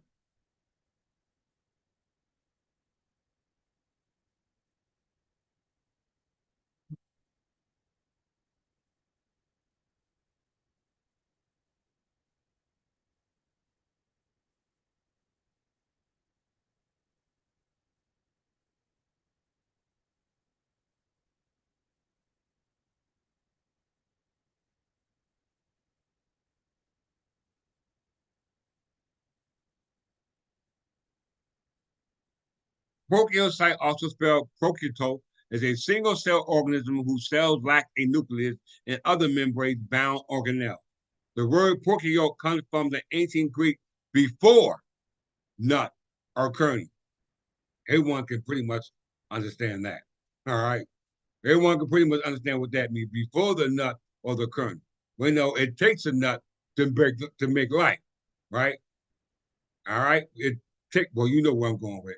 And the two empire systems arising from the work of Eudorm Chaton.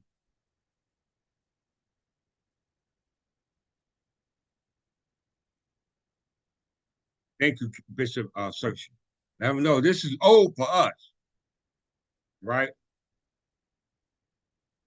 All right, the two empire systems arising from the work of Eudorm Chaton, prokaryotes were classified within the empire of Prokaryote. If I'm pronouncing wrong, please forgive me. But in the three-domain system, based upon molecular analysis, prokaryotes are divided into two domains: bacteria, formerly Eukarybacteria, and archaea, formerly Archaebacteria. Organisms with nucleus are placed in the third domain, eukaryotes. We all come from eukaryotes, which means our mitochondrial DNA. Mitochondrial DNA is the genetic material inside the cell's nucleus. All right?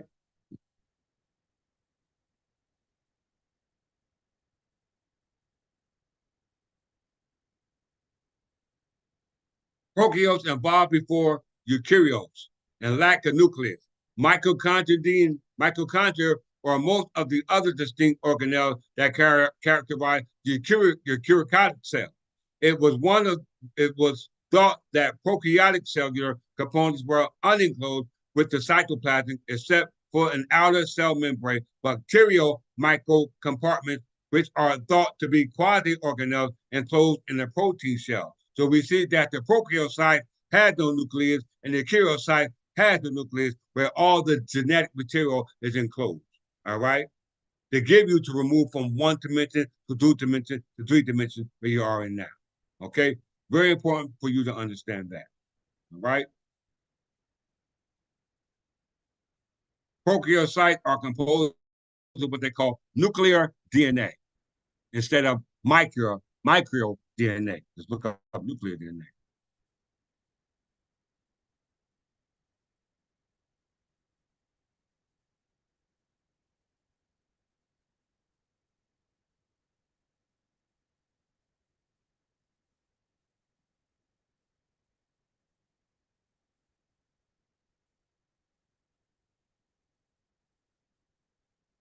No problem, Brother Lindy from the House of Newman.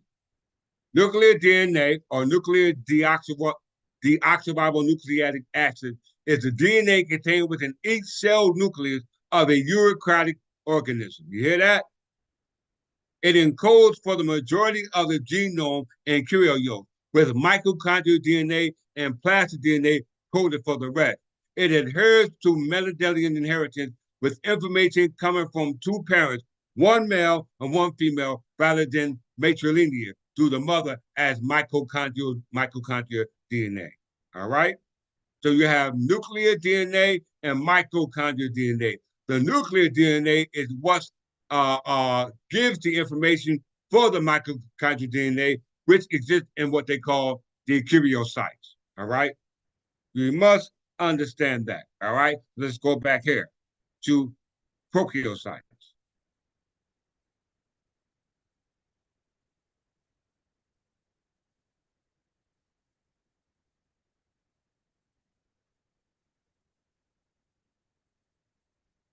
All right. Prokaryocytes, they have what they call two-domain system and three-domain system. Okay. What is it? In closing.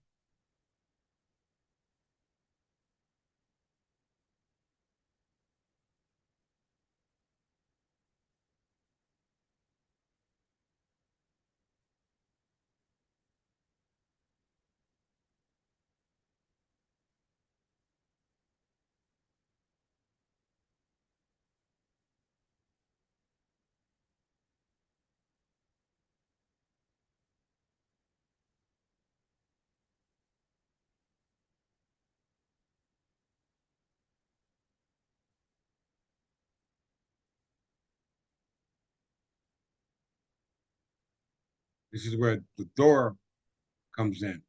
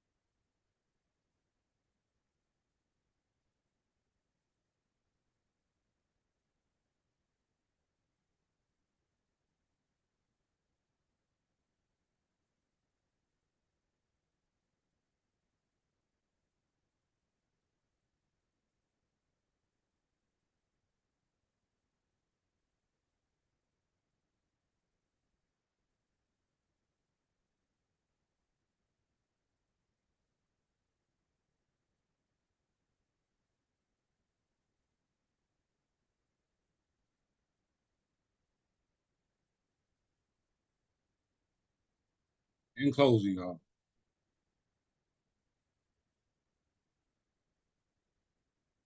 Asgard, Archaea.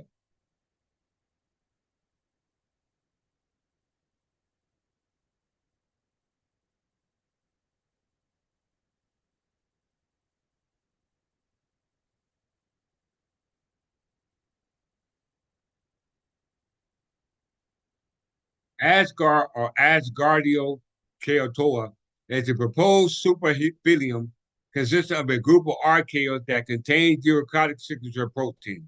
It appears that eukaryotes, the domain that contains the animal, plant, and fungi, emerge within Asgard. It is the branch containing the hemodalaric, if I'm pronouncing wrong, forgive me, hemodallaricatoa. This supports the two-domain system, classification of over the three-domain system. All right. So you see Asgard. All right. In the summer of 2010, sediments were analyzed from gravity core taken in the Rift Valley of Niptrovich Ridge in Arctic Ocean near Loki's Castle hypodermal vent site. Specific sediments horizon previously shown to contain high abundance of novel archaeal lineages, which were subject to metabonomic analysis. All right. So it says that the group was named for the shape-shifting North god Loki. All right. Loki. All right. Asgard, Loki, they got names for all of them. Let me see if I can find it.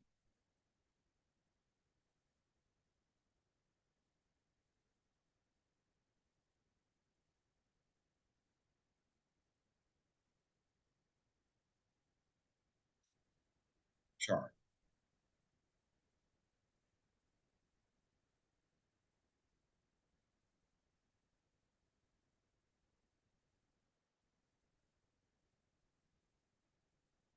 All right, this is the taxonomy chart in closing.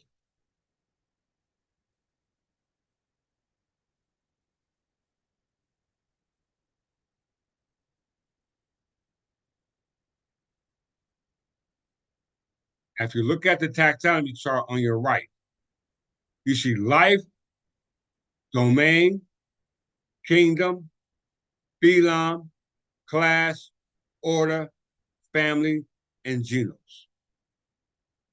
and species. All right? Human beings are way down here. Homo sapiens are way down here. We are not Homo sapiens. We did not evolve. All right? What is an organism? The cells determine the organism.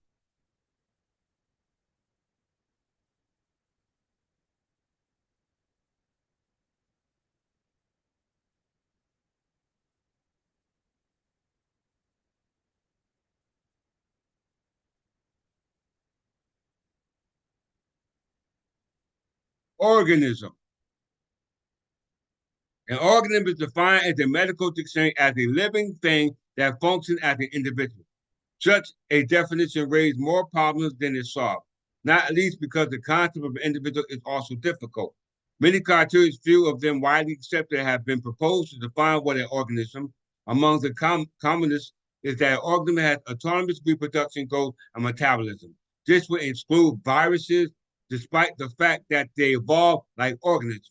Other problematic cases include colonial organisms, a colonial of eusocial insects, and organized adaptability, and has germs so much specialization, with some insects reproducing, others not, like cells in animal bodies. The body of the siphonophore, a jelly-like marino animal, is composed of organisms like zooids, but the whole structure looks and functions much like any animal, such as a jellyfish. The parts collaborate to provide the functions of colonial organisms.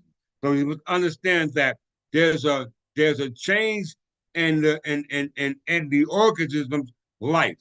Everything is morphing. Everything is changing. All right. New life species are growing. The same thing is happening to you. We're going to a transformation. This is why you have RNA. RNA allows for your molecular structure to manipulate to what they call morph.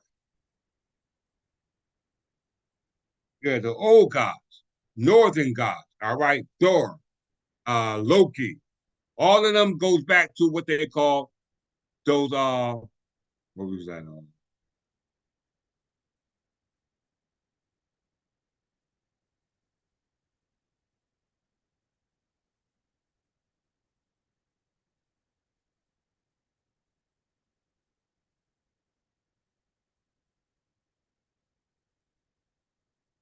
Asgard. We know what Asgard is, right?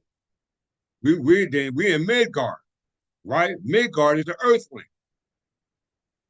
All right, Midgard is the Earthling. Three demonic system is hell, heaven, and earth. Okay, Asgard was heaven, Midgard was earth, and hell was be under the earth. All right, we know earth has germs in it, just like we have germs in us, just like the air had air, germs in it. We know air is the ether. Okay, the air we breathe is not the air the gods breathe. The God that the air that the gods breathe was called ether. All right, and let's review before we close.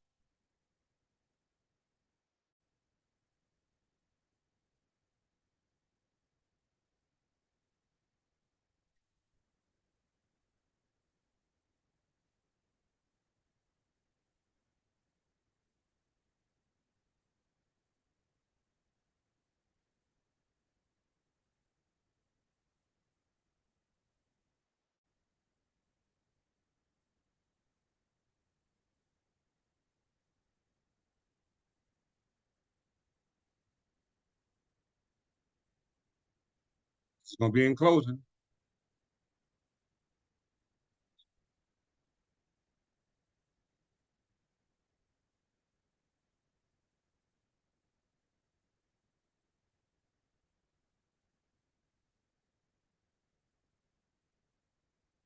All right, this is in closing, y'all.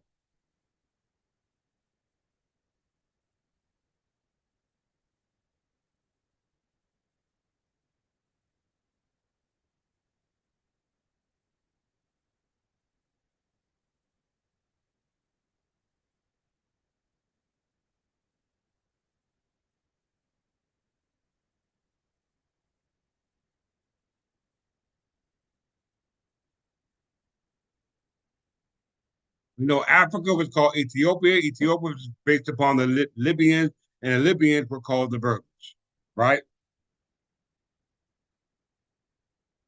Ether.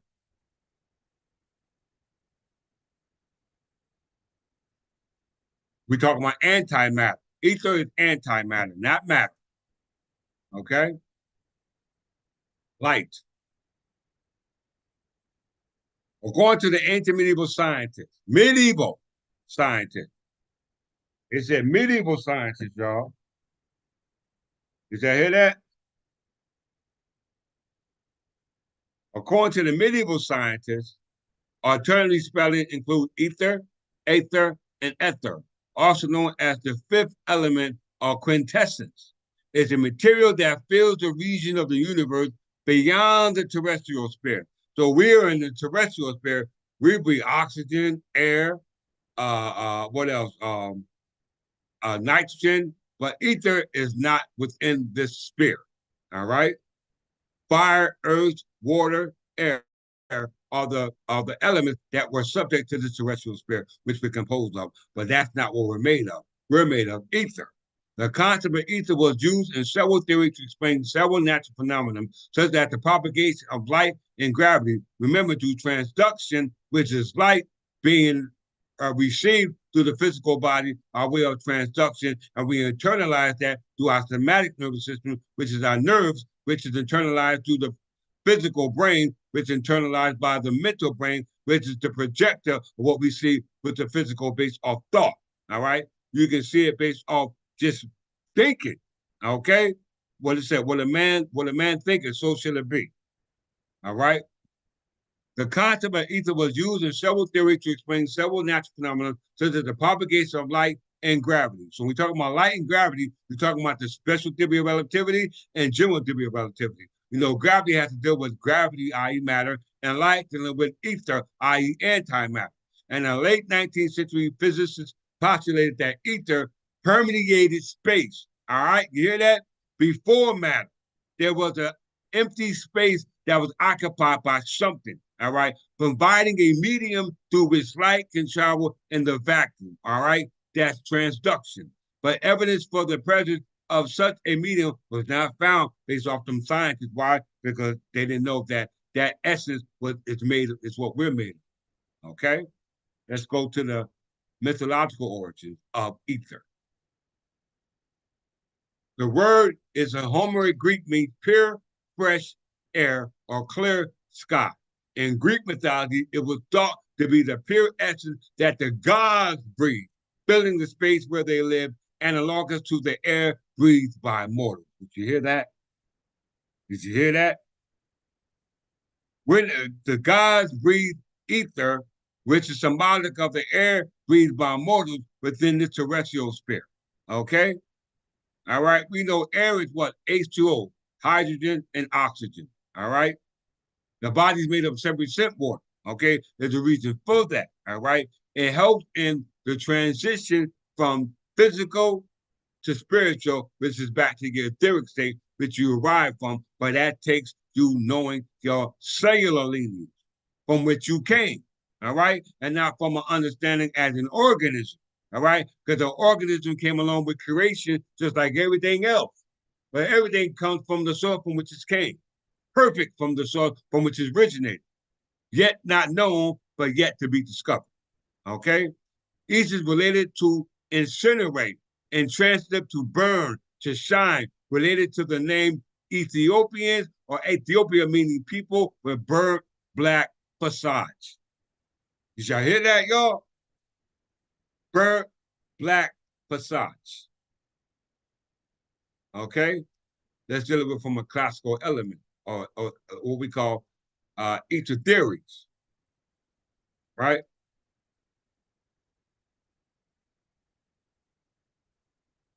Ether theories, right here. We'll close out on that.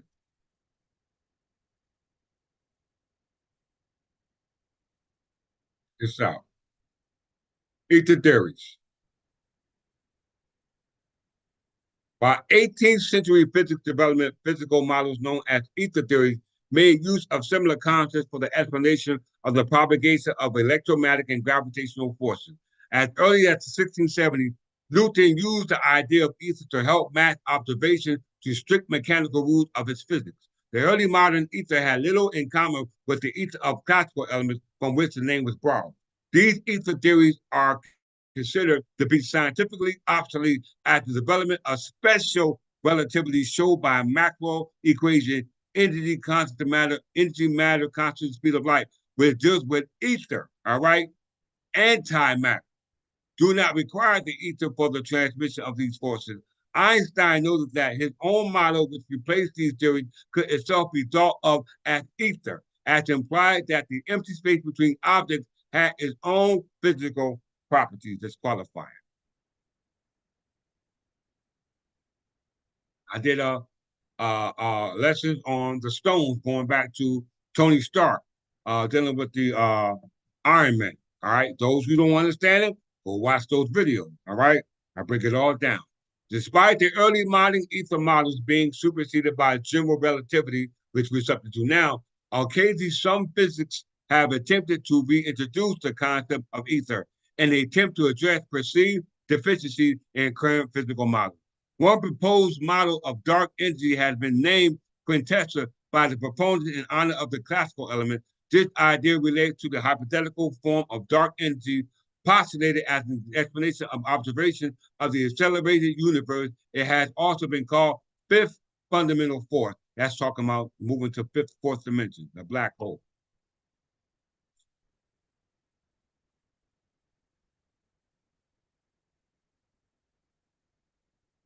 This is them closing. It's one more thing.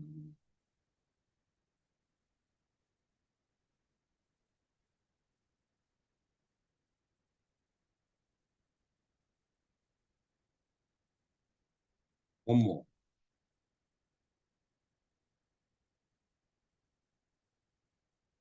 Let's do dark matter.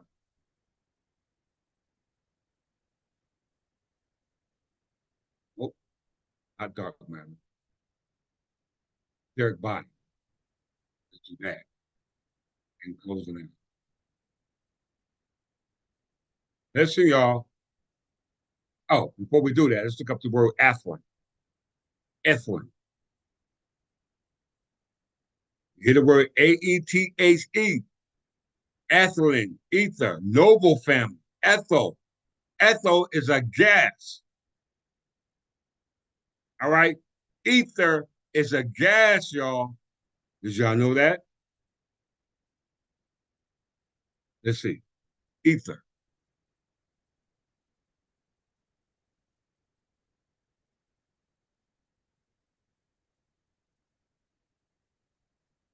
See?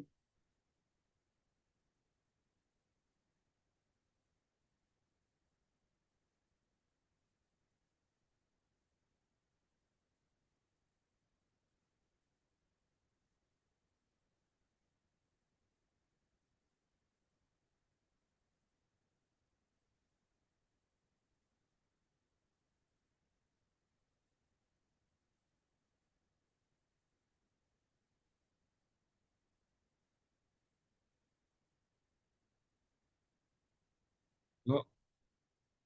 Oh, yeah, we was already there.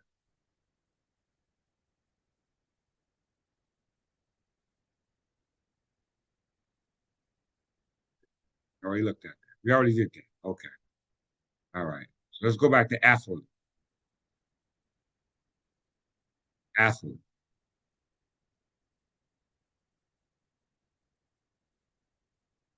No problem from the House of Newman. We're about to close. Atheling.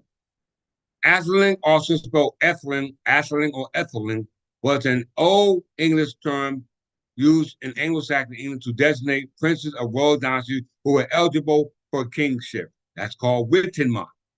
The term in the Old English and Old Saxon computes of athlete, all right, is a competition, meaning noble family, and ing meaning belonging to. It was usually rendered in Latin filius regis, king's son, or Anglo-Saxon Neglodius Clito. Okay?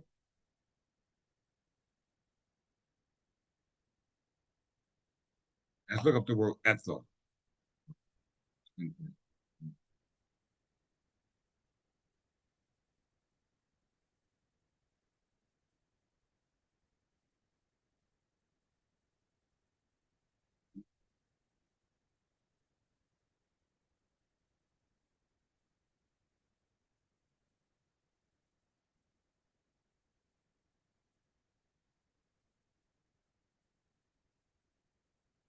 Ethel means noble. Let me see gas.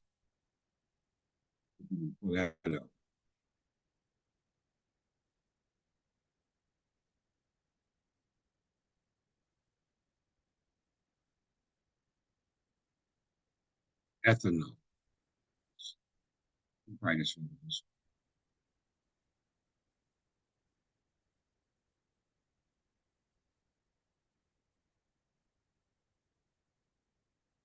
Ethanol.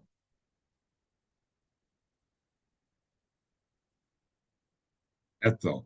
Ethanol is a fuel containing ethanol alcohol, the same type of alcohol as found in alcoholic beverages, and most often used as a motor fuel, mainly as a biofuel active for gasoline.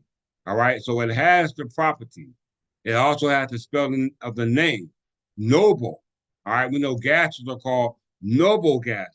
All right, so let's go back to etheric body in closing.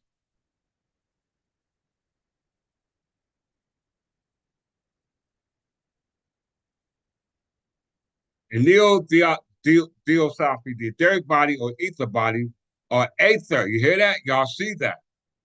Y'all see that? In neo-theosophy, the etheric body or ether body or ether body is a subtle body propounded in esoteric philosophies as the first or lowest layer in the human energy field or aura. The etheric body is said to be in immediate contact with the physical body and sustain it and connect it with the higher body. It is also said to consist of a finer substance, more pure, composed of smaller particles than the ordinary matter of the physical plane. Did y'all hear that? Did y'all hear that? All right. I'm preparing you for what's to come. All right.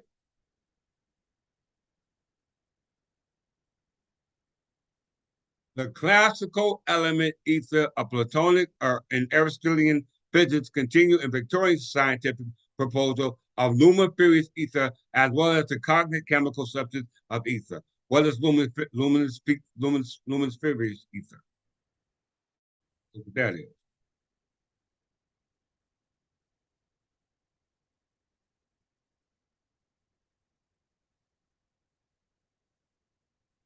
How you teach y'all.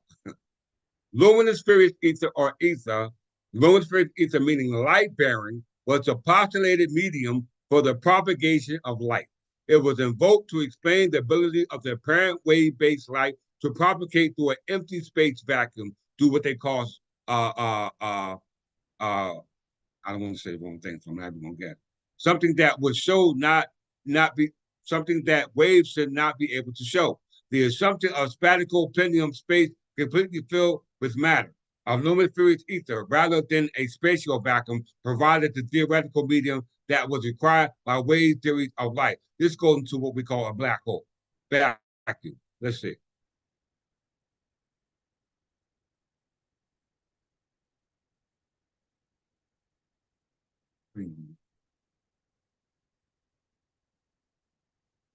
Right? Vacuum is space devoid of matter. All right. The word is derived from Latin adjective meaning vacant or void. Okay. Approximation to such vacuum is a region within the gaseous pressure, much less than atmospheric pressure. Physics often discuss the ideal test resulting that would occur in perfect vacuum, which they sometimes simply call vacuum or free space, usually termed particle vacuum, refers to an actual imperfect vacuum as one might have in a laboratory or in space. Okay? All right? In space. That takes us to space, time, and closure.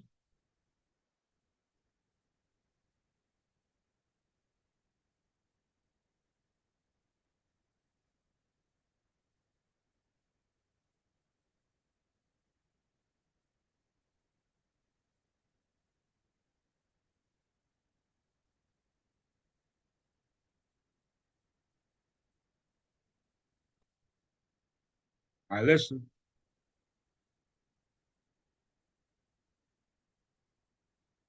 In physics, space-time is a mathematical model that fuses the three-dimensional space and the one dimension of time into a single four-dimensional time continuum.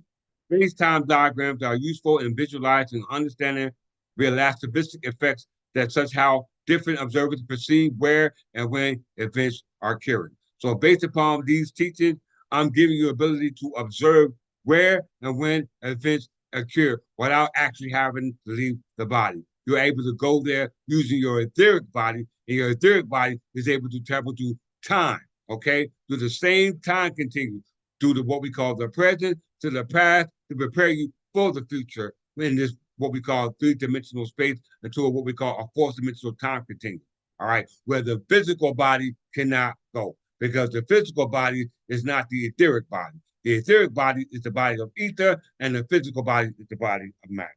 All right. So all those who want an explanation and clarification of that, I don't have time to speak on it because of the time I've held you thus far.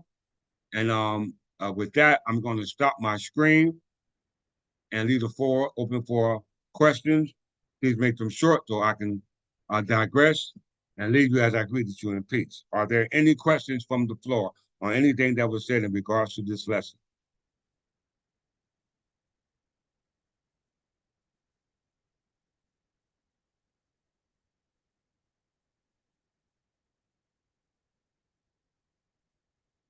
Speak now, forever hold your peace.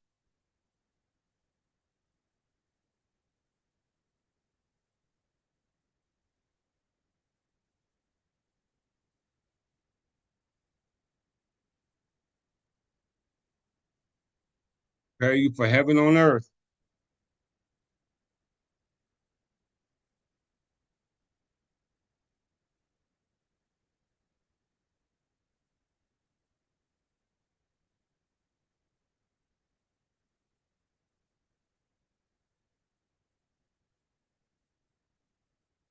Thank you, Brother Noonley from the House of Noonley. Everyone else should be pretty much up to speed in regards to this lesson. All right, being that they were already posted in prior lessons. So with that, I just want to say that you are great students, great uh, uh, studentry, as well as uh, very humble. I love you all, and I hope that everything that was presented to you is concrete, and that you no longer remain in the abstract thought of mind. Peace, Brother Spencer from the House of Spencer. Welcome. Unfortunately, we're ending, but you'll be able to review this lecture once it's posted.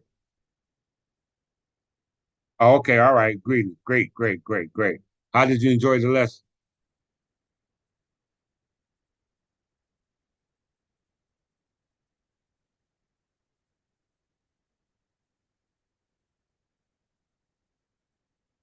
I'll wait for that response. Like Bishop Searchy said, Archbishop say, share and subscribe.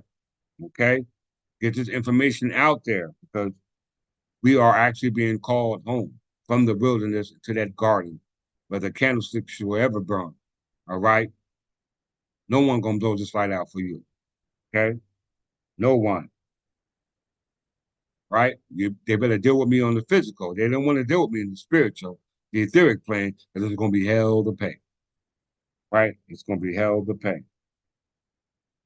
No, it's fire. Can't touch it, boy. Why? We etheric beings. We're beings of fire. All right. All right. We know when we burn, it means refining. All right, we refining ourselves. All right, this is what we doing. Okay, my queen just came home, so with that, I got to go do justice to her. So I just want to say I really love you all and thank you for your assistance and your time and your solidarity. Right. Thank you, brother Spencer from the House of Spencer, as well as the new brother Newly from the House of Newly, as well as my moderators, Countess Bishop Searchy, as well as Archbishop Mount from the House of Belmont, as well as C.A. Murphy from the House of Murphy, brother Earl Burgess. I think I've seen Countess Middleton here as well as the clerk of the Third Tip English Church, Countess Venus. Thank you for showing up. It's just wonderful, man, just to have you all here, right? To have you all here. But with that, I'm going to rest. I had you long enough, and I'm going to greet you as I meet you, as always, in peace and love. And this is part two, okay? This is part two of the King in Parliament, Clifford Jefferson and his heirs and successors. Part two of King in Parliament, of King Clifford Jefferson and his heirs and successors, which you truly are.